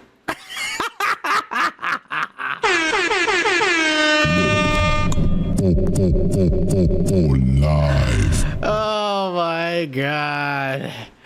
This is fucking stupid and ridiculous as fuck. But God bless the people that handle this little girl and puppet her around and are telling her what to do, because this is really entertaining for us. I know Super Saiyan Joku has probably checked out right now. Cheers, Joku! A motherfucker probably in the restroom on his phone right now. Cheers! I love you, Joku. Alright, we're done with the Met Gala. Alright, we're done talking about celebrities and ass. But since we're talking about ass, let's get into some fucking perversions. Not that I'm excited about it. This is kind of embarrassing. Not for me, but for the people we're going to talk about. And shit. He says, no, I'm always in the bathroom. Fucking Joku. Cheers! You crazy asshole. No. Let's get back into it. Quit fucking me up, Joku. Hey, you know what? I'm getting sick and tired of this ass. So let's just keep going. And we're gonna keep it going with some perversions. And I'm putting up a new beer for this. Cheers. Because none other than the great Smokey Robinson and his wife have been accused by 5 Mexican housekeepers of sexual molestation and assault, and possibly got one of them pregnant. I don't know. The chick doesn't know yet. She says she might have really bad gas, or she might be pregnant. She doesn't have enough money to buy a pregnancy test, but don't worry, the lawyer is already went down there to buy one. We're gonna find out by tomorrow, motherfucker. You're fucked, Smokey. Yeah. According to these 5 housekeepers, they said that him and the wife took advantage of them because it's undisclosed at the moment, mostly because of what's going on with the Trump administration and shit. Okay, but it's undisclosed at the moment. But it is possible that maybe some of these women might not be American citizens, and they don't have a real ID. By the way, all you motherfuckers, I hope you already got your real IDs. I do. You gotta have a little gold star on it, motherfuckers, you idiots. You've had 7 years to get it. There's no excuse. Anyways, some of these housekeepers might have not been of origin in America. Estados Unidos. USA, bitch. That's right. I have to say it in a language they understand. All right? Don't worry, you guys know what I'm talking about. They don't. Well, anyways, they used to abuse them. Used to talk English around them, and the ladies didn't know what they were saying. But because they didn't know what they were saying, it was easier for them to fucking take advantage of them. She said that a few of the times they made them lay towels down on the bed or on the sofa, depending where this would happen. Sometimes it was on the bed in the bedroom. Sometimes it was on the couch in the living room, or on the sofa, or sometimes outside on the patio furniture. But wherever it happened, they would make them first come and lay down some towels because they don't like to get their furniture dirty. So they would put little towels down. And the women knew when they were being instructed to lay towels down that it was going to happen. And so they were forced to lay towels down. And then the wife, Smokey Robinson's wife, would hold one of these bitches down. And then Smokey would fucking mount one of them and let her have it for, probably a few minutes. Because it didn't take him long to bust a nut at his age. He takes those Viagra's, that shit in the store they sell at the corner store. So maybe he lasts for a couple of minutes, but it doesn't matter. The point is, he fucking, he shoots a load, he's done. And then, she tells her, go clean this up. And then they grab the next one and they put her down over there on the couch and they hold her, and she holds her down, and then Smokey has his way with them and shit. They said it was really racist that they were speaking English, and they know Spanish because, that's how they do. They got interviewed and they spoke to them in Spanish, but they don't want to speak Spanish to them when they're doing these things. It's pretty bad. They're being racist, they said.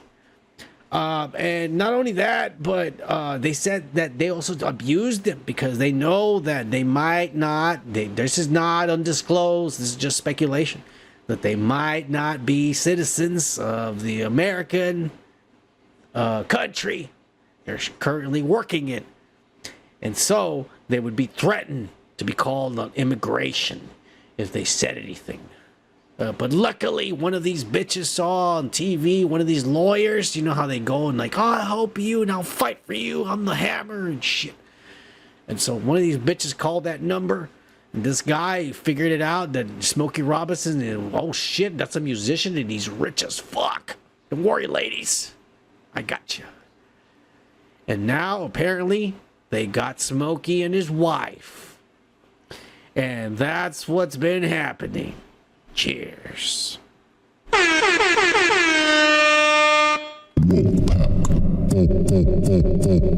Live. Aw, yeah. Fucking Smokey Robinson, bro. I guess when you get to a certain age and you're rich as fuck, you think you can do whatever the fuck you want and ass.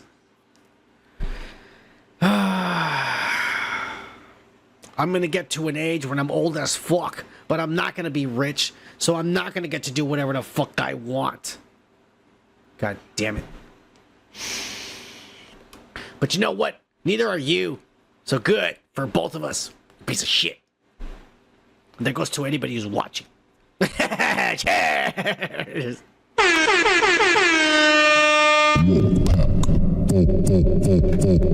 Live.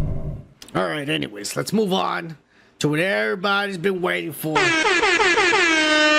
I'm just pressing buttons left and right here. Yeah. This is what happens when you drink, and you smoke, and you get loose and shit. Live on the broadcast. All right? This ain't no show. I don't have no white people working for me yet. But one day, this will be perfect. It'll be better than the fucking Tonight Show. Fuck you, Jimmy Kimmel. And fuck you. What's that other pussy's name? The one I don't like. Fuck that guy. He laughs. I don't even remember. That's how much I don't like him that I don't even know his fucking name because I don't give a shit about him. Let's move on with the show and to the one goddamn man who fucking deserves everybody's attention so that at least we can all see him go down the way he deserves, the way he's made other people go down on him. Yes, you know I'm talking about none other than the nitty gritty Diddy.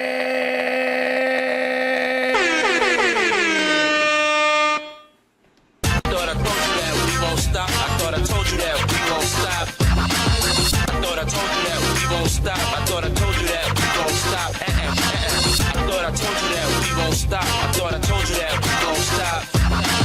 I thought I told you that we won't stop. I thought I told you that we won't stop. Fucking Diddy. That duds gets me every time. That son of a bitch.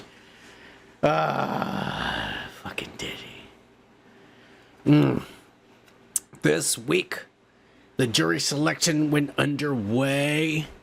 They were looking for jurors to bust this motherfucker down.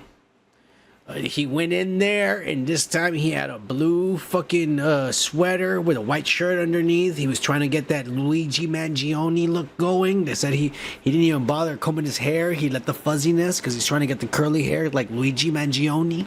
He's trying to get that sympathy, like get those sympathizers, those Luigi sympathizers to be on the Diddy side, become Diddy sympathizers. It ain't gonna work, Diddy. And they said that the judge asked him how he was doing, and he said, "I'm a little nervous." They said he was nervous. Damn right, you're nervous, motherfucker. You're about to go to jail for the rest of your life. You should have taken the plea deal, Diddy. You would have been out in 20 years. And that's better than life, you dumbass. Yeah. Take that. Anyways. They did say that he did ask to go to the bathroom. They had to stop the proceedings. He said, they trusted him. He's old enough. He's a grown-ass man. We're not going to send a security guard in there. Go in there. Do what you need to do. And come right out, Mr. Combs. The court will wait for you. Motherfucker got up. He went in there. 2 minutes went by. All right. He's pissing. That's all. 5 minutes went by. All right, well, you know what? He's taking a shit. 10 minutes went by. Well, man, shit, man. That was a really bad lasagna they fed that there at the fucking prison that afternoon. So, man, maybe it is a really bad shit he's taking. 25 minutes went by. And the judge says, all right, that's enough. Send someone in there. Find out what the fuck is going on with this motherfucker. They went in there, this motherfucker's jerking off and shit. This sick son of a bitch can't get enough of his perversions. All he wants to be doing is masturbating and coming all day long. This son of a bitch. You're going to jail, Diddy. They took his ass back to fucking court. And they set his ass down. And they told the jurors, that's it. No more funny business. No more bathroom breaks and shit. I hope you got all your cum out of you, Mr. Combs. We're proceeding with this. They went on, they brought out the jurors, and they started asking the jurors questions because they don't know if the jury's gonna be fit. All right?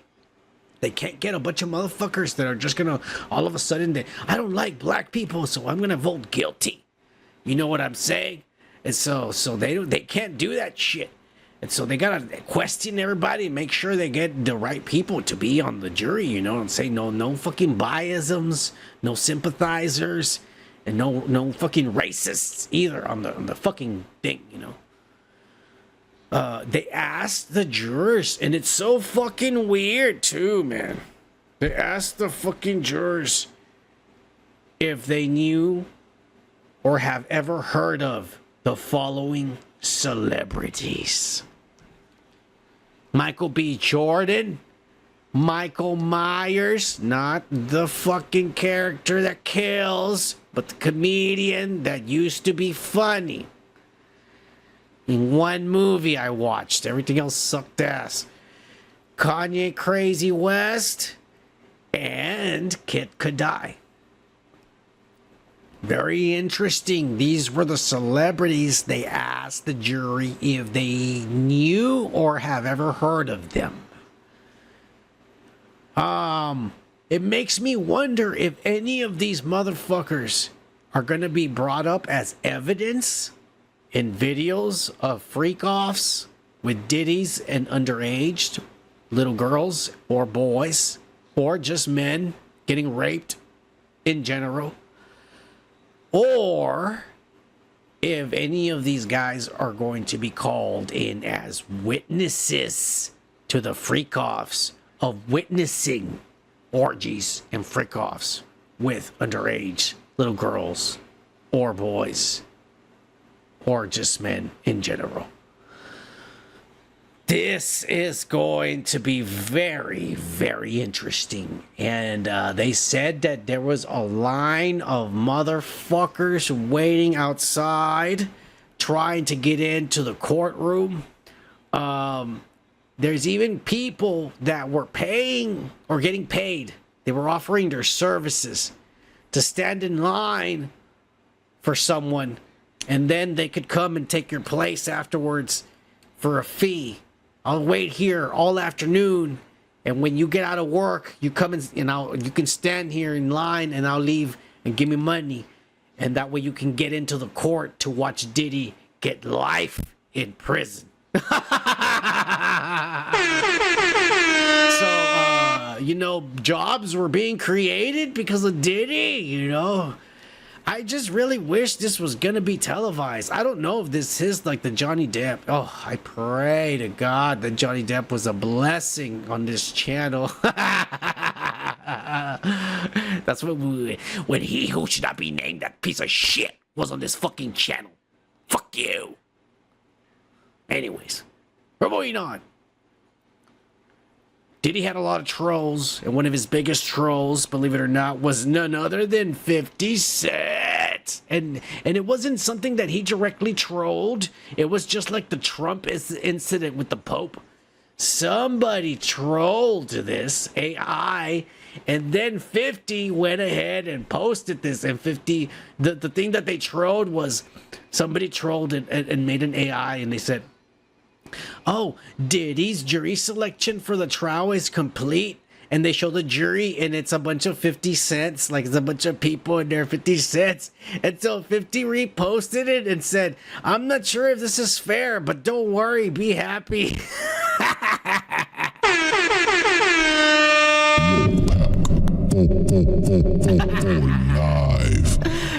Fucking 50's crazy, bro. I mean, like I said, he didn't fucking post this and shit. Someone AI'd this. But it's funny as fuck, bro. Funny as fuck. Fucking 50 is the ultimate troll. 50's probably the only rapper that didn't go to a fucking freak off and got naked with a bunch of other men and got his dick sucked and his ass poked. Everyone else who doesn't troll, they did. And they're on the videos. And they might come up in this trial. And 50 knows it too. Oh my God. Fucking Diddy and this fucking debaucherousness. You know what? We're going to hit it one more time for this dickhead. Because you know what?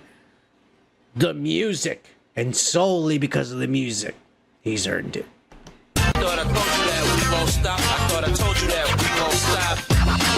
I thought I told you that we won't stop. I thought I told you that we won't stop. I thought I told you that we won't stop. I thought I told you that we won't stop. I thought I told you that we won't stop. I thought I told you that we won't stop. Cheers!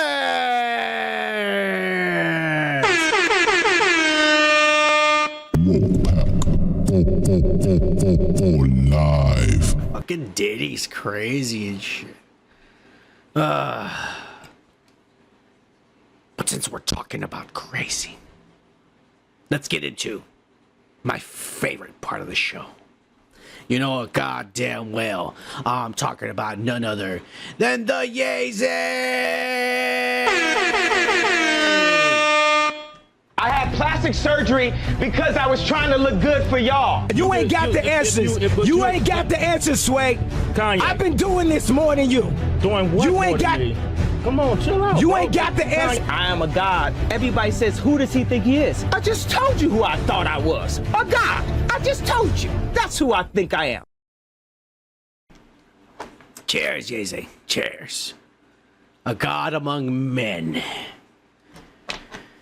And if you think I'm lying, if you think, oh, Son of Man is trolling, no, I fucking mean it. When I say that the YEEZY is a god among men, I literally mean it. And don't you ever question me and my allegiance to the YEEZY. Don't you ever do it. And if you think I'm lying, then here's my proof. Because I do it every morning when I wake up. Just to prove to myself that this man is a god. Not is God, is a god. Look at your bank account. Are you a billionaire? This man is. This crazy, delusional, demented, bipolar, sycophant is a billionaire. So he's on a god fucking level that the rest of us only dream of being. Cheers to the YEEZY.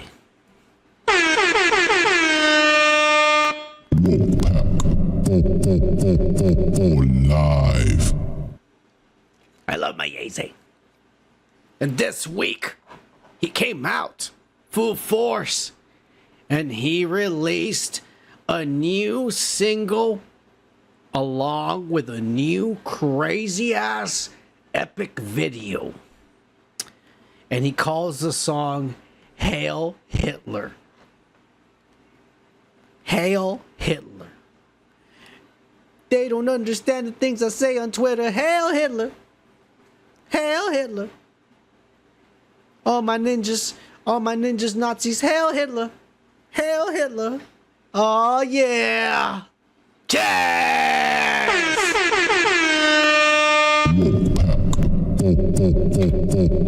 Live. There's a video. There's another video that he posted. There's an actual video with a bunch of blue black men saying Hail Hitler. But there's another video that he posted, and it's just video clips of actual footage of Hitler, and it goes with the music.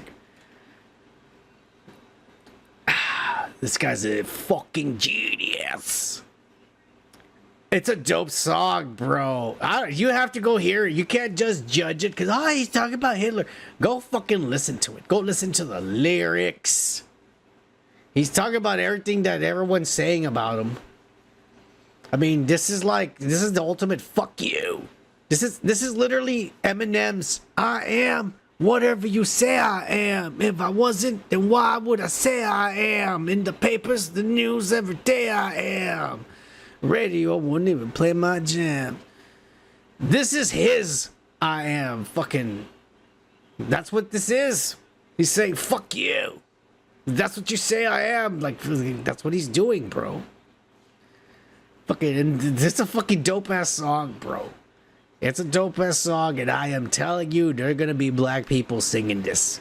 There are gonna be black people bumping this shit. This is dope. Dope as fuck and creative. Pushing the envelope past what the censorships say is allowed.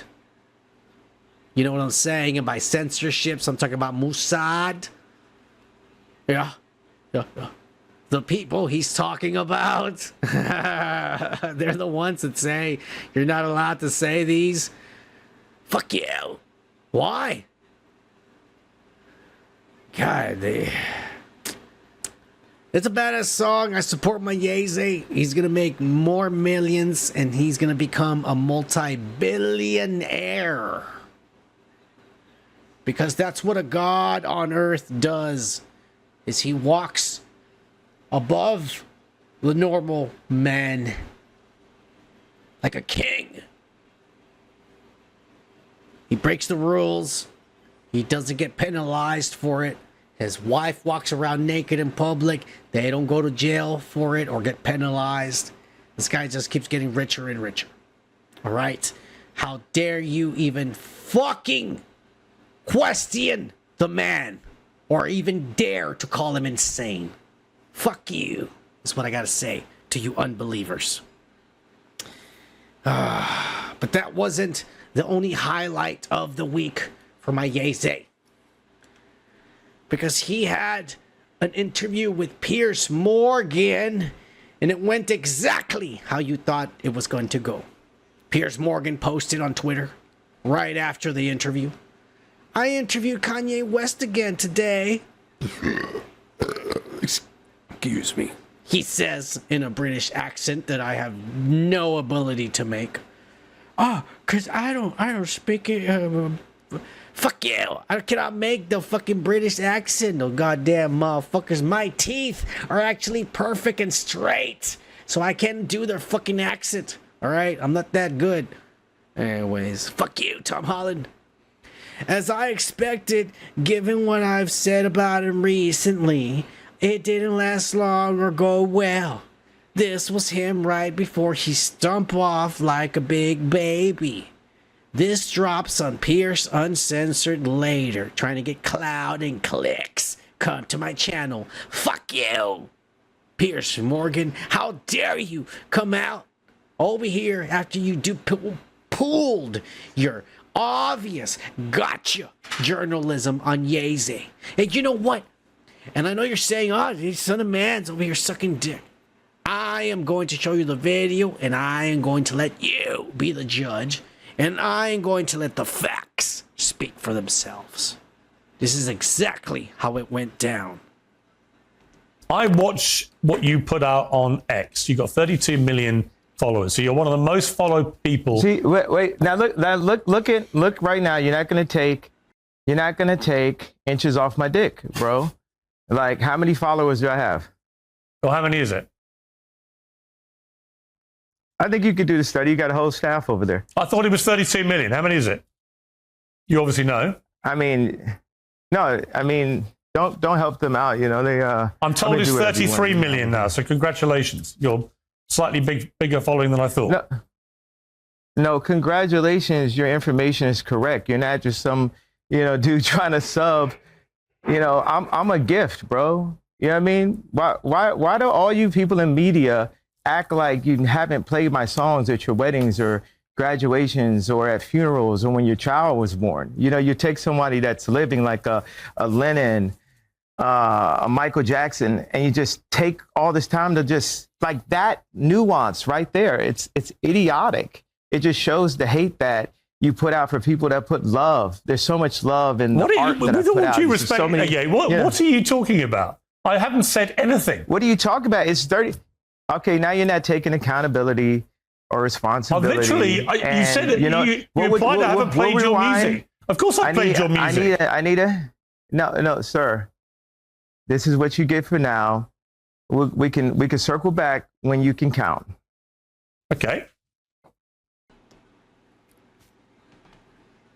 This was the typical gotcha journalism. Fuck you, bro. Goddamn well you brought YEEZY in there from the beginning to set him up. You instigated from the beginning, talking about, "Oh, you have 32 million followers." Fuck you, motherfucker. Used to be on national television.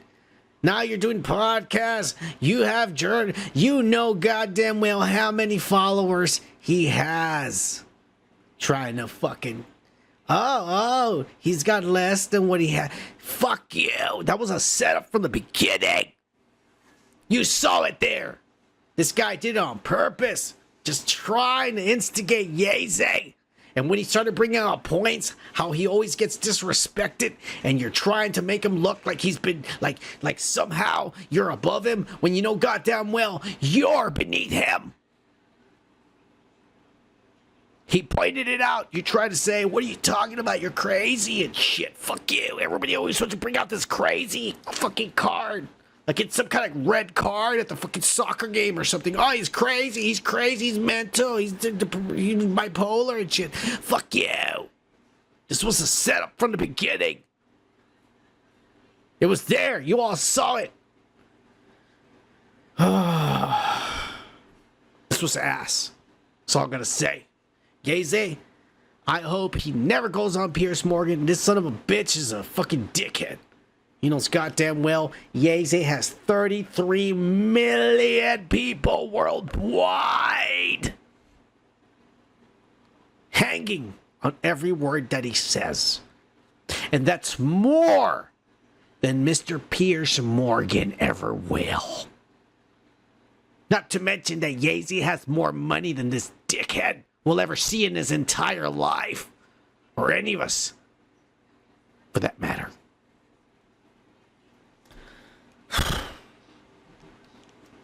Cheers to YEEZY. We love you.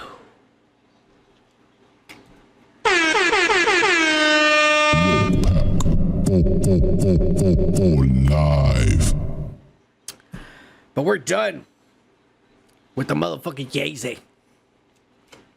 I think we're done with the weekly political or pop culture news. We're done with the political and we're done with the pop culture news. So you know goddamn well there's only one thing left. This week's weekly comic book nerd shit.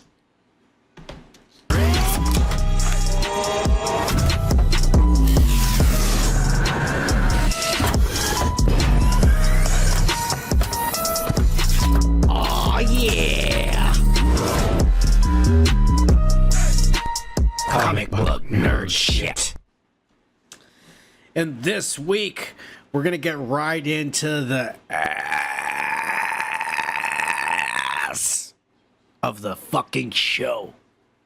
And you know goddamn well, I'm talking about none other than Mr. Jimmy fucking Gunn.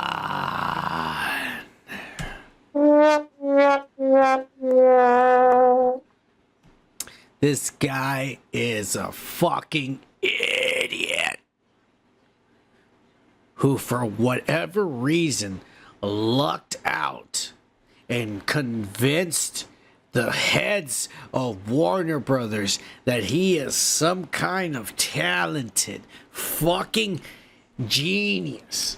And he will soar into the sky with the Superman franchise and bring billions of revenue back to Warner and DC. You fucking charlatan. He is the biggest hack, the biggest charlatan, the biggest fucking swindler of lies. And you know what? He may not actually be an actual con artist, because a con artist is actually smart enough to know that he is not talented and he's just pretending to be talented in order to get money and trick people and steal. This guy actually thinks he's talented, even though he's a dumbass. He's autistic. And he has zero talent. So there's a big difference in what everyone is trying to say. Here is what I'm fucking saying, okay? James Gunn is a dumbass, and he is going to ruin Warner and DC forever. As soon as this Superman movie comes out, you are going to see this is ass in every project. That's why he fast-tracked and green-lit everything he could right away. Season 2 of Peacemaker, that is canon to this new universe, but somehow Season 1 is not canon to the new universe, which makes no fucking sense, but somehow we're supposed to still fucking make sense of it. And the cartoon, and the Swamp Thing, and the fucking, the new fucking shit that he's making, and oh my god! I gotta stop the whole show for the one Canadian that matters. And no, I am not talking about that fucking Carney, Mark Carney. I am talking about the official Canuck of this channel, Indie fucking Phantom.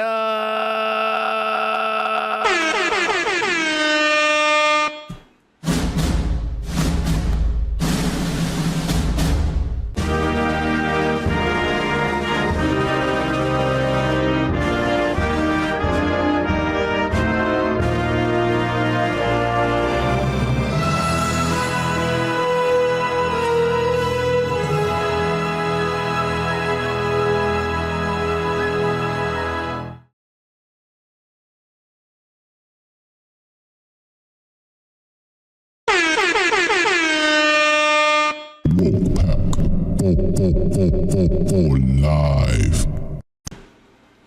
All right, cheers, Indie Phantom. I love you for being here.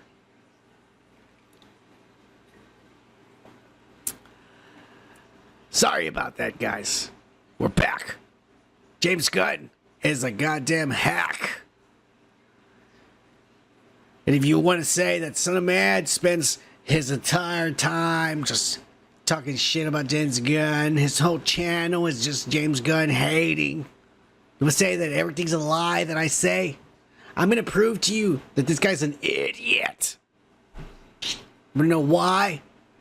Because his Superman movie, that the entire fate of the DC Warner Brothers legacy lies on, his Superman movie comes out in literally a month and a half. No, 2 months and a half. July. And already the entire fucking thing has leaked online. Live.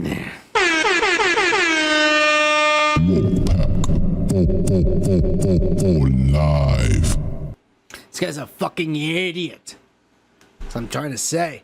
And you're about to see just how bad this movie is. Now here we go. I'm about to spoil it for you, for all you fucking pussies out there want to cry about spoilers. You better turn away if you don't want to know. But you motherfucking hard-ass motherfuckers who are in the goddamn... Live. Like Joku, fucking Gomer, Indie Phantom, and D-Post. Yo motherfuckers, y'all know what it is. Spoiler time. Fuck you, James Gunn. We're gonna expose your shitty ass Superman movie.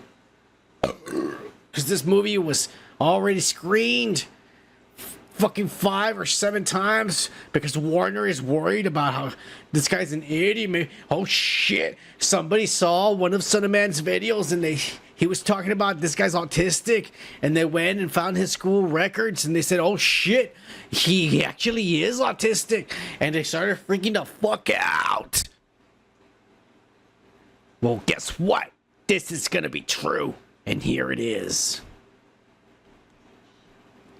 The movie is going to start, supposedly, with the preview we have already seen, the trailer, where Superman's beat up and shit, and the fucking dog rescues him. That's the movie. It's going to start exactly like that. And the dog's going to rescue him and then take him, and the robots are going to heal Superman and shit with the sun. And they already shown us that clip online. He says that's the way the movie's going to start. And then from there, it's going to flash back. And they're going to show Lex Luthor and his team. And they're somewhere plotting against Superman. And they're going to go, his goal is to work with the government. Because there's this foreign nation and that's a war with another country. Kind of like, it's kind of going to similar to Ukraine and Russia. And fucking Lex Luthor is trying to get control of the smaller nation to make money. It says that the story then is going to then change to the Daily Planet and shit. And we're going to see Jimmy Olsen. And Jimmy Olsen is going to be just like in the old comic books, where he's going to be a nerd and a geek and a pussy. And always like fumbling and knocking shit down and being a dweeb. But for whatever fucking reason, James Gunn wrote it so that all the chicks in the movie think that he's very hot.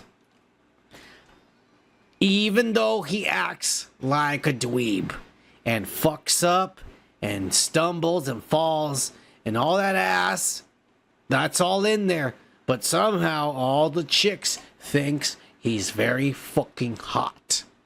And Lex Luthor is going to have a girlfriend that is super hot, and she's actually going to be having the hots for Jimmy Olsen.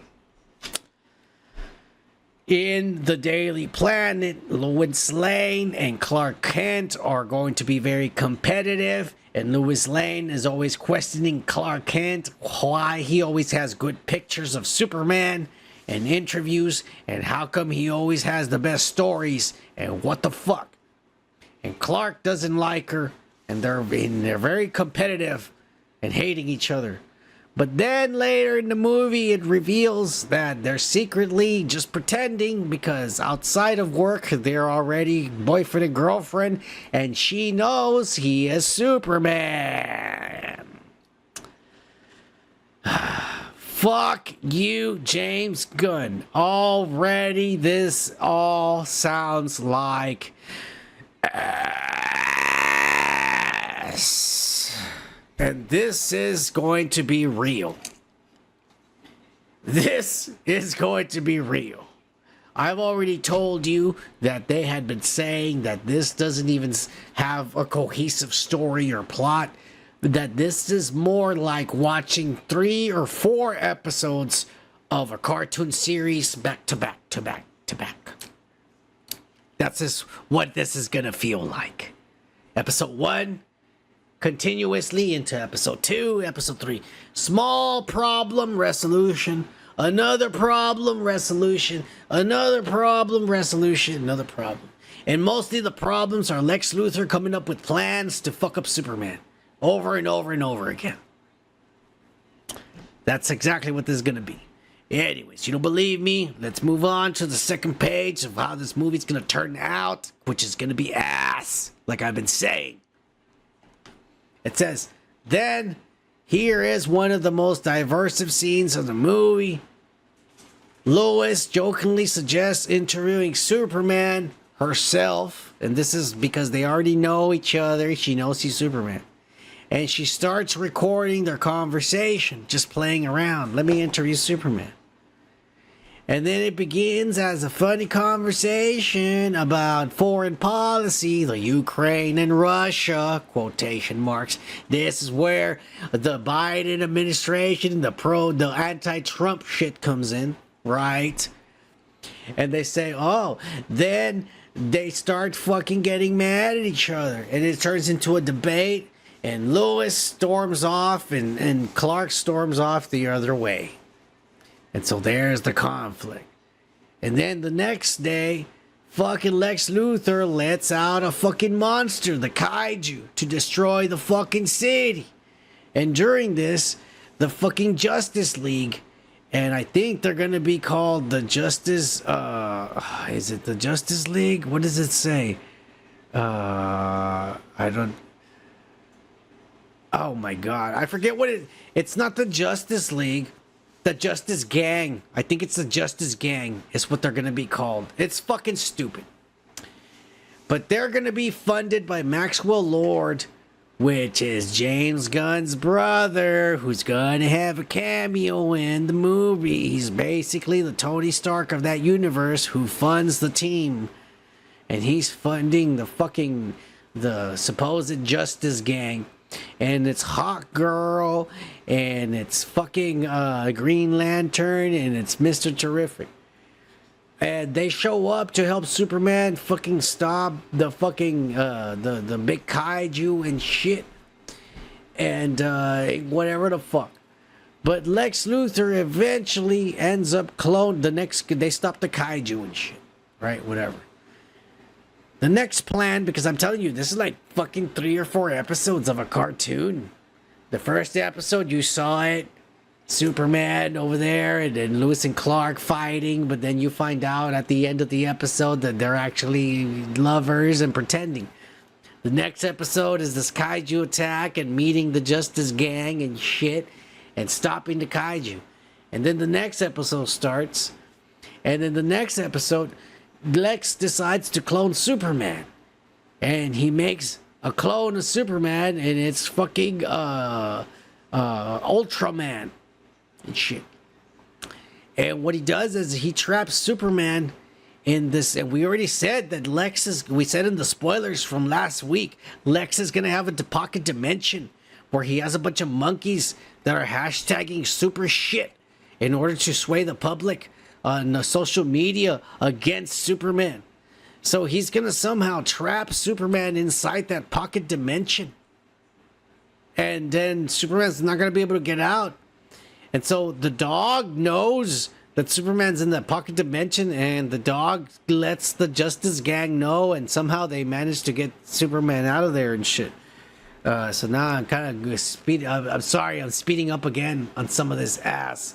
But I don't want to read it directly from you're seeing it anyways, but I don't want to read it directly from it and shit. But anyways, there's a subplot, here as it is, it's talking about that shit. It says that they discover where Superman is, and so they, through Jimmy Olsen, because Jimmy Olsen, Lex Luthor's girlfriend, has the hots for Jimmy Olsen. It's this blonde with big titties, and she has the hots for Jimmy Olsen. And so Jimmy Olsen gets information out of her, and she tells him where Superman is in this pocket dimension, and so they end up rescuing Superman out of there and shit. And then Lex Luthor has a final move, and I think, because it doesn't say what it is, but he opens up a black hole, which we've seen in the trailers. It looks like a planet's crashing into the shit, but he opens up a black hole, and he also gets armor and tries to fight Superman in the fucking... They haven't seen leaks of that, but I know that's what's gonna happen. He's gonna get armor and turn into armor Lex Luthor and try to fight Superman in this armor suit and shit. Wow, that fucking planet shit is happening and ass. And Superman's gonna stop him, and finally Lex Luthor is gonna be arrested and shit. And that's like probably at the end of episode 4 or whatever. Because I'm telling you, this has no real story arc. These are like little episodes put together and shit. It's okay, Andy Phantom. You're good. Cheers. Internet's bad everywhere. We need to get Starlink and Elon Musk to hook everyone up and shit. Makes a deal with Trump and the government, becomes the official fucking internet of the northern hemisphere and shit. Who knows? Who knows? It could happen. It could happen. The final leak says the ending of the movie says that Superman returns to the Fortress of Solitude. And when he's there, Supergirl is there. And she's drunk as fuck. And she's asking Superman, where's my dog, Crypto? Because it's her dog, it's not Superman. Because she went somewhere. She was going to go party in college and shit, because she went to a college party. And she left the dog for him to take care of her. It was spring break or some shit. And so she came back, and she's all drunk. And she's like, where's my dog? And he's all telling her, well, he's like, here he is and shit. And then she falls over drunk and passes out. The dog's all licking her and pisses on her or whatever the fuck. And then he says that he goes, oh yeah, I forgot to mention this, man. I'm sorry, I'm drunk and high. But Lex Luthor, one of his plans on one of the episodes, because you know how I'm telling you, there's several episodes. On one of the episodes is when he breaks into the Fortress of Solitude with his clone. Because the only way to get into the Fortress of Solitude is to Superman. It identifies fucking Superman and shit. And so, fucking the clone, since it's a clone, they trap Superman in the pocket dimension. He takes the clone to the Fortress of Solitude, and they break in there because the Fortress of Solitude thinks it's Superman. So it opens the door. And they go in there, and Lex sees the video of his dad, because the dad talks to him. And the dad's going to be Bradley Cooper, by the way. Jor-El in this movie, Bradley Cooper is going to be the fucking dad to Superman. And he's, he leaves messages to him, like in the movies in the past. But Lex Luthor takes one of these messages, and he deep fakes it. And he makes it say that Superman's mission is to take over the Earth. and destroy humanity. And so he releases this to the public. This is another episode. And so the public turns on Superman. And that's where the super shit starts hashtagging and shit. I forgot to mention that. But because this is where the ending happens. At the ending, Superman goes to play one of the messages. And in the messages, he asks, can I see my family? And usually it shows him Jor-El and his mother from fucking Krypton. But this time, Jor-El, it changed. And he sees Mama and Papa Kent in the Kent farm. And that's how the movie ends.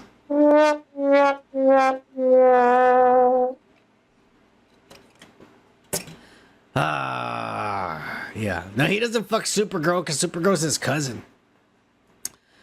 This is pretty fucking lame, and it's going to be true. I am telling you, this guy's a sham. He's a hack. He's a carny. He's a fucking farce. And everyone's going to know when this movie makes less than $200 million, because it won't make past $250 million. I'm calling it right now. It will not make $300 million. It will not make $300 million. It'll make less than $300 million. And that means it won't even make its budget. And it will be a complete and utter failure. And Warner and DC will be forced to cancel all of this idiot's future projects. Thank God. And put to rest all of these franchises for the next 10 years. Until Disney or Marvel or just Disney decides to buy the properties and they go to somebody else. That's what's going to be happening. James Gunn's an idiot. That's my final take on this. And that was Superman. The spoilers. Mic drop. Son of man.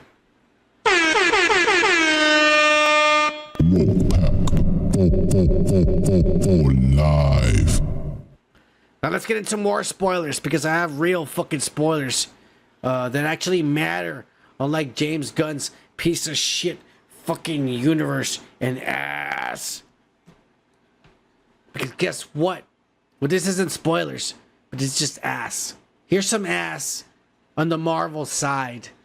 Because this week, they fucking actually made Sebastian Stan Bucky go physically change each and every Thunderbolt poster down Hollywood Boulevard and change them from the Thunderbolts to it now saying the New Avengers. And they filmed him going down the street doing this to every poster down Hollywood Boulevard. That's right, motherfucker. You want to earn those big bucks? You want to earn that Chris Evans money? You better work for it. Go down there and change the posters, you piece of shit. And that's exactly what they made him do, bros. Their marketing has changed, which is really interesting. It has changed to the New Avengers. I will say that it's a hit. In theaters, this movie has made probably a little over $100 million worldwide.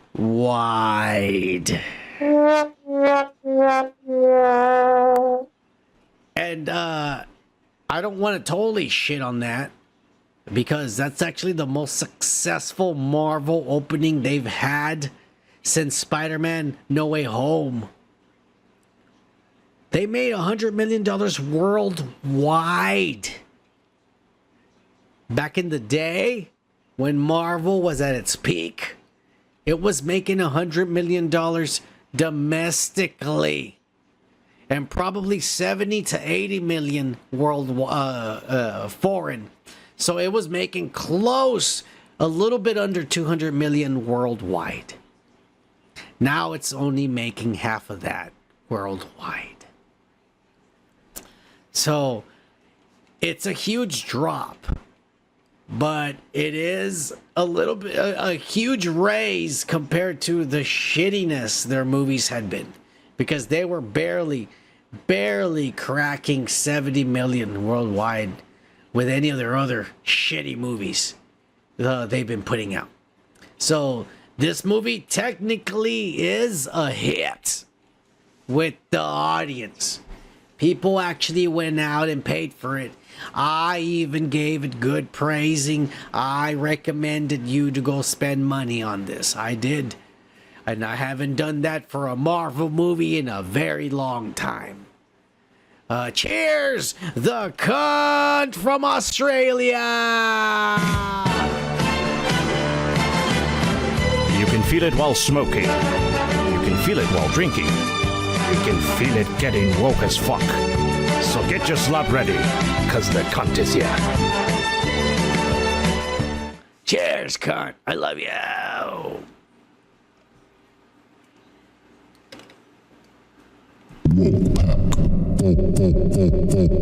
Live. You're the shit, motherfucker. What time is it in Australia? Let me guess. It's probably 2 p.m. over there. Let me know. 2 p.m. on a Saturday. Let's see if the Southern Man has gotten good at it. Yeah. Sebastian Stan has earned his money.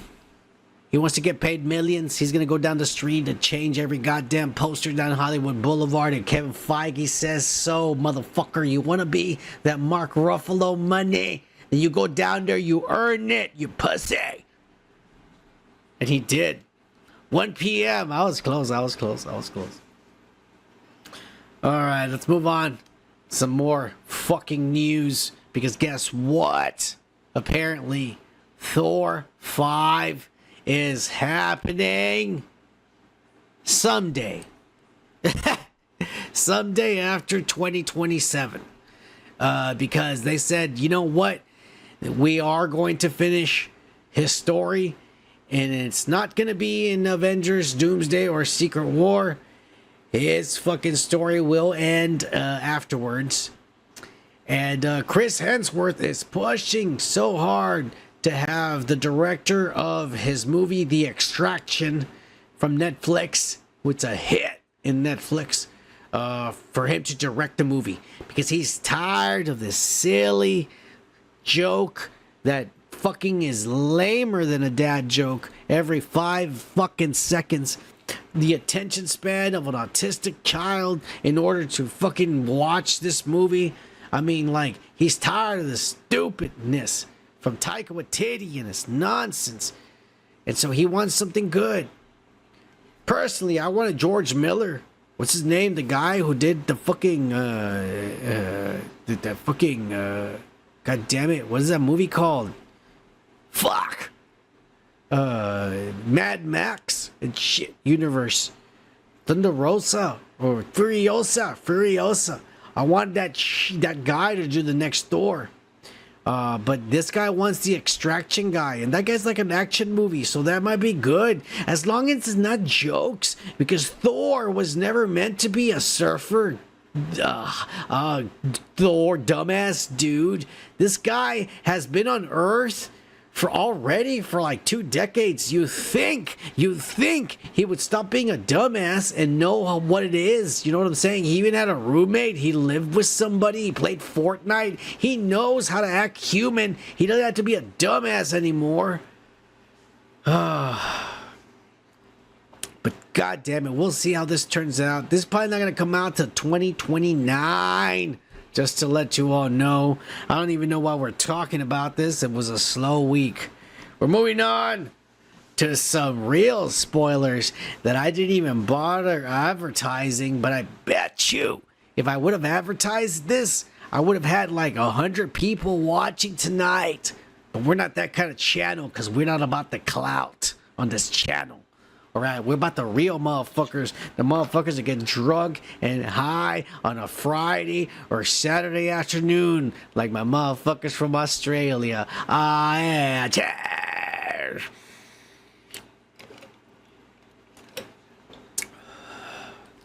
All right, let's move on with the first unofficial image, leaked image. Hopefully we don't get taken down for this.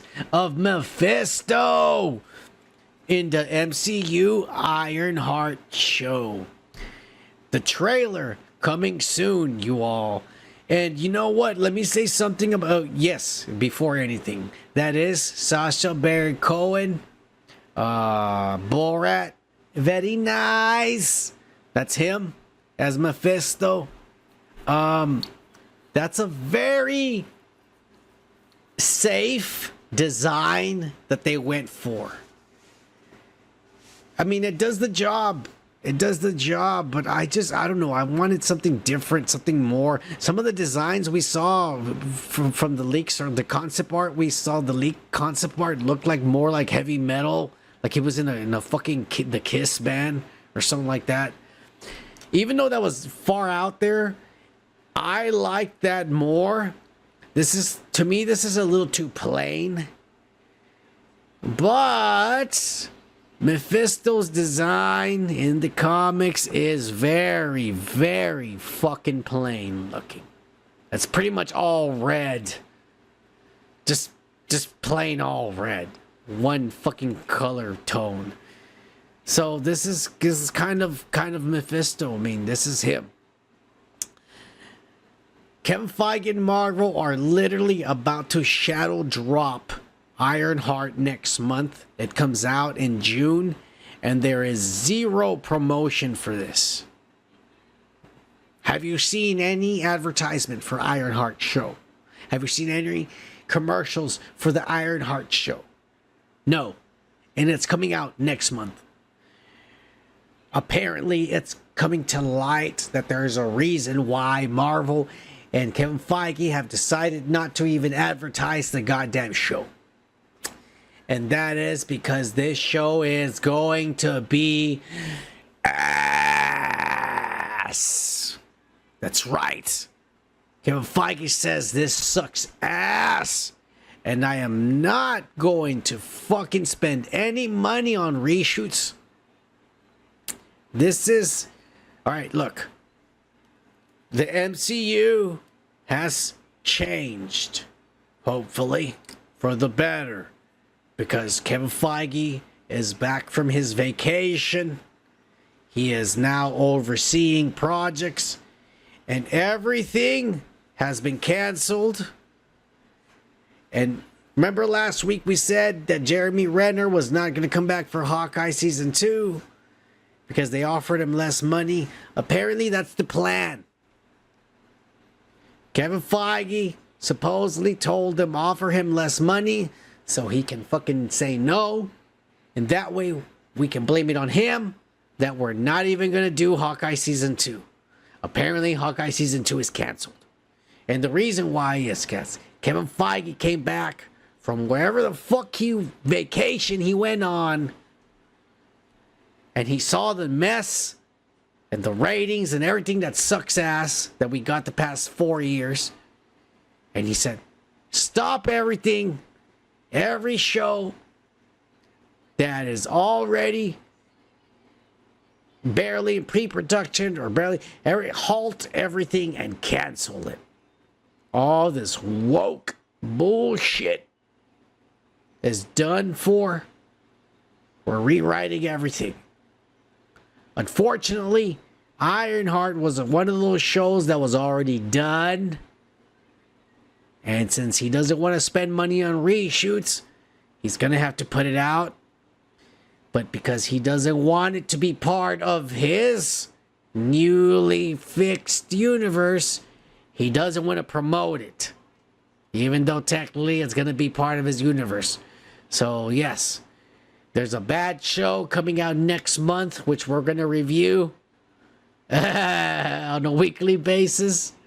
I don't like doing reviews, but when it comes to shitty shit, we'll do it and criticize the ass out of it. This is going to be a good show to criticize and shit. So we'll definitely be reviewing Ironheart coming next month for you motherfuckers in June. Oh yeah.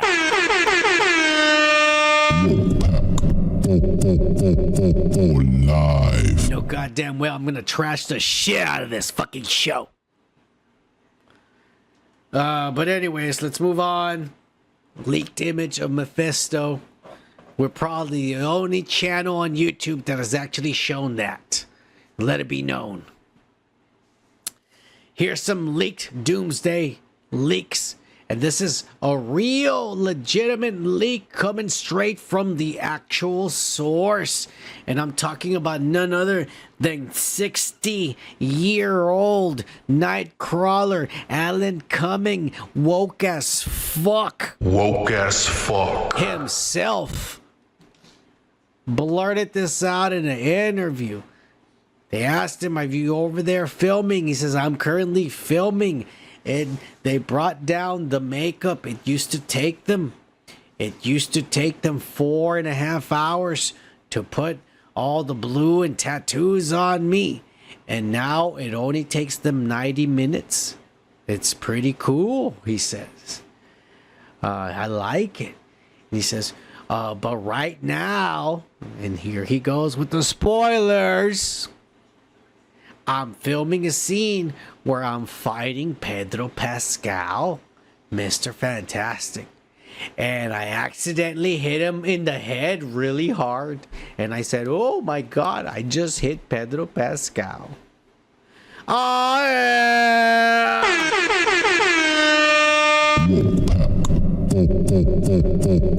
Live. So this dumbass just blurted out that we are going to get a scene where fucking Nightcrawler is somehow fighting fucking Mr. Fantastic for whatever reason. This is gonna be cool. I'm telling you, it's gonna be Avengers versus X-Men, and I'm telling you, the Fantastic Four are gonna land in the MCU.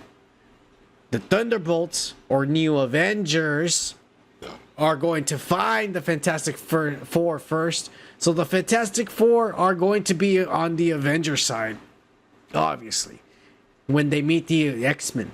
And that's why they're fighting. That's going to be good. But that was a spoiler. There was another spoiler. This is more of a rumor spoiler, but I think it's true. There are no pictures because they're doing these in closed studio sets. And it's word of mouth at this point, because if anybody is seen pulling out a cell phone, there no drones can fly into the building. There's big warehouses, humongous warehouses, okay? All right, there's humongous warehouses. So there's no drones that can fly in there and shit. And if anybody is seen pulling out their cell phone, they are fired automatically. So no one is pulling out their cell phones. So this is all word of mouth. There's some motherfuckers just saying I was there and this is what I saw. Take it with a grain of salt. But I am very excited about this one. They said this week they filmed a scene where Robert Downey Jr., Dr. Doom, fought. God damn it, this shit's not working. It's okay, I'll do it manually. Robert Downey Jr., Dr. Doom, fucking fought Ian McKellen, Magneto. Holy fucking shit. I don't know if this is true. I can't even begin to imagine what this is gonna be like. I feel like Dr. Doom is gonna have to use magic to stop him, because right away Magneto has the advantage if Doom's armor is metal. So Doom is going to have to use magic to stop Magneto. And I think Doom will be victorious because everyone bows down to Doom.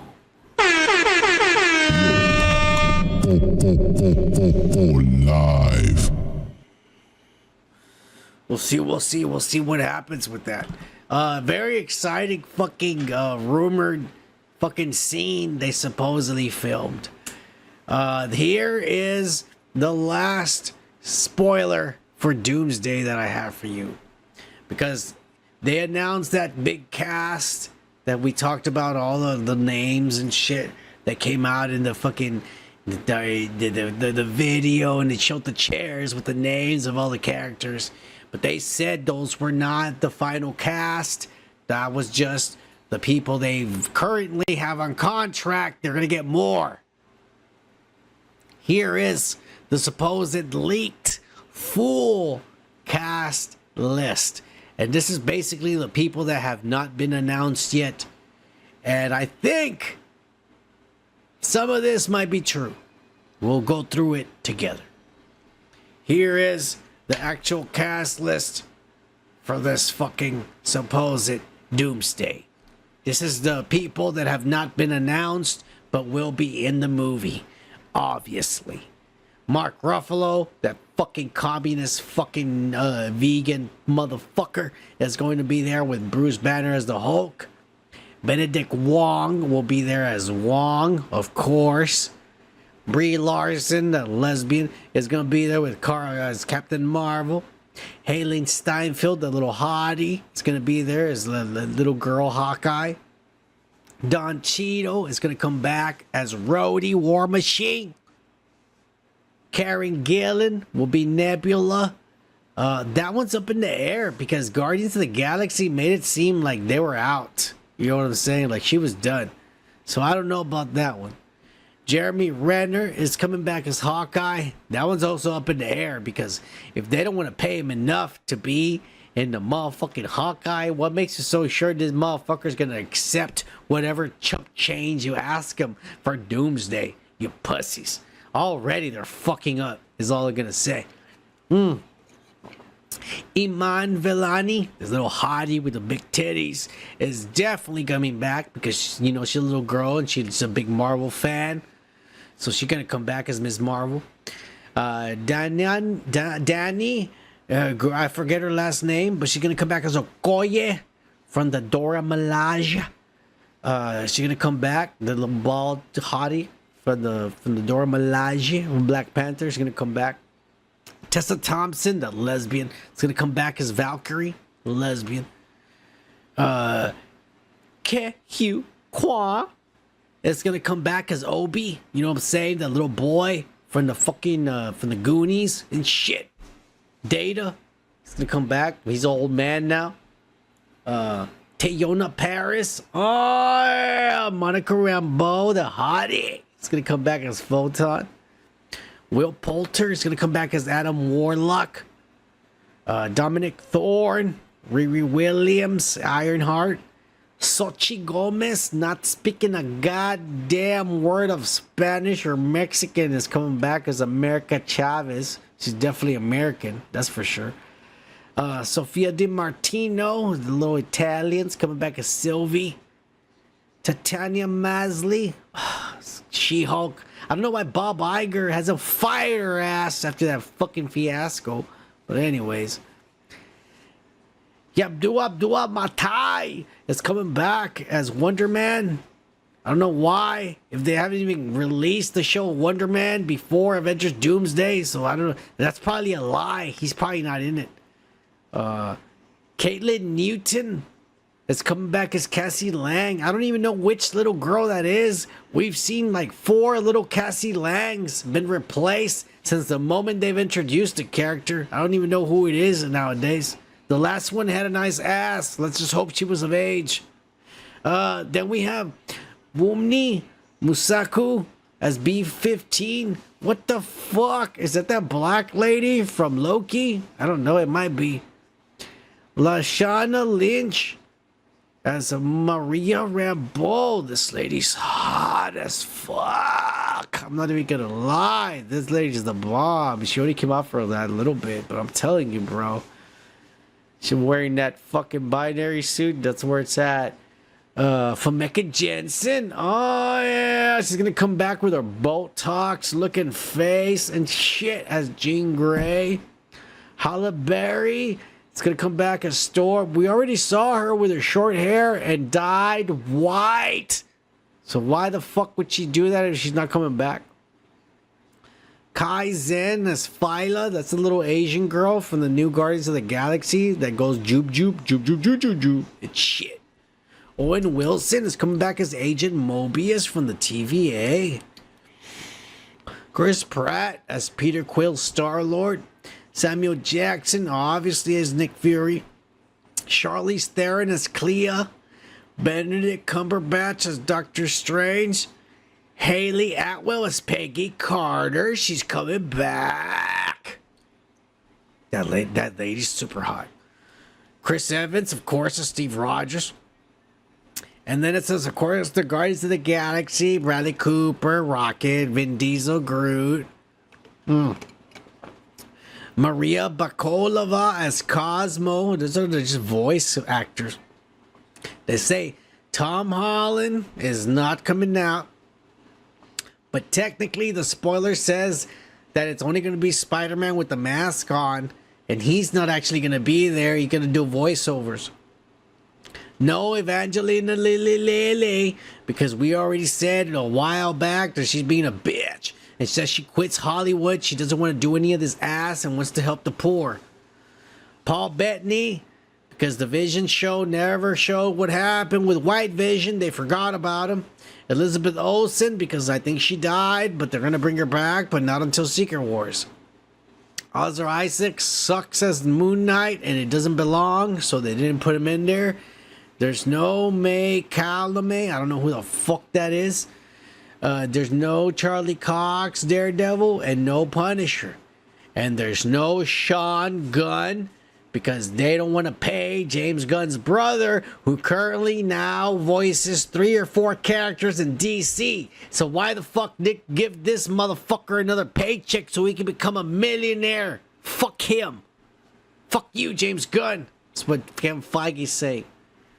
And here is the supposed final, the people that are going to be in the movie that didn't announce and ask, and I don't know who the fuck. Here it is, everybody. Avengers Doomsday.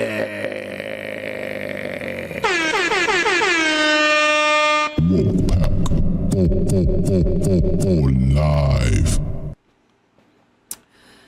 Oh my god. This is fucking a lot of fucking people to put in a movie.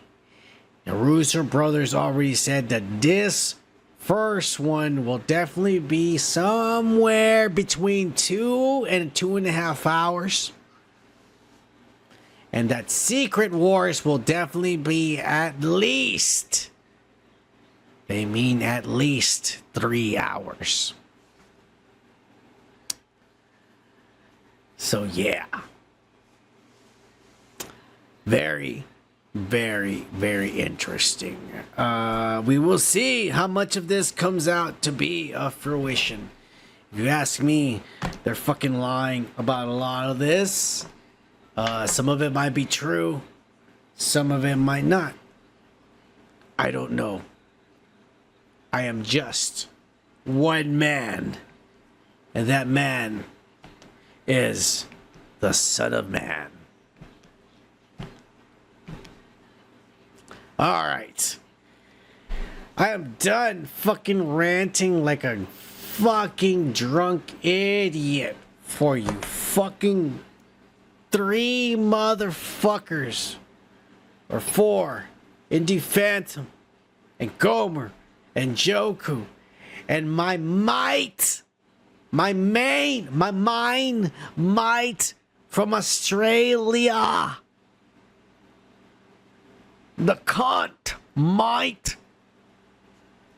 I'm done being a clown.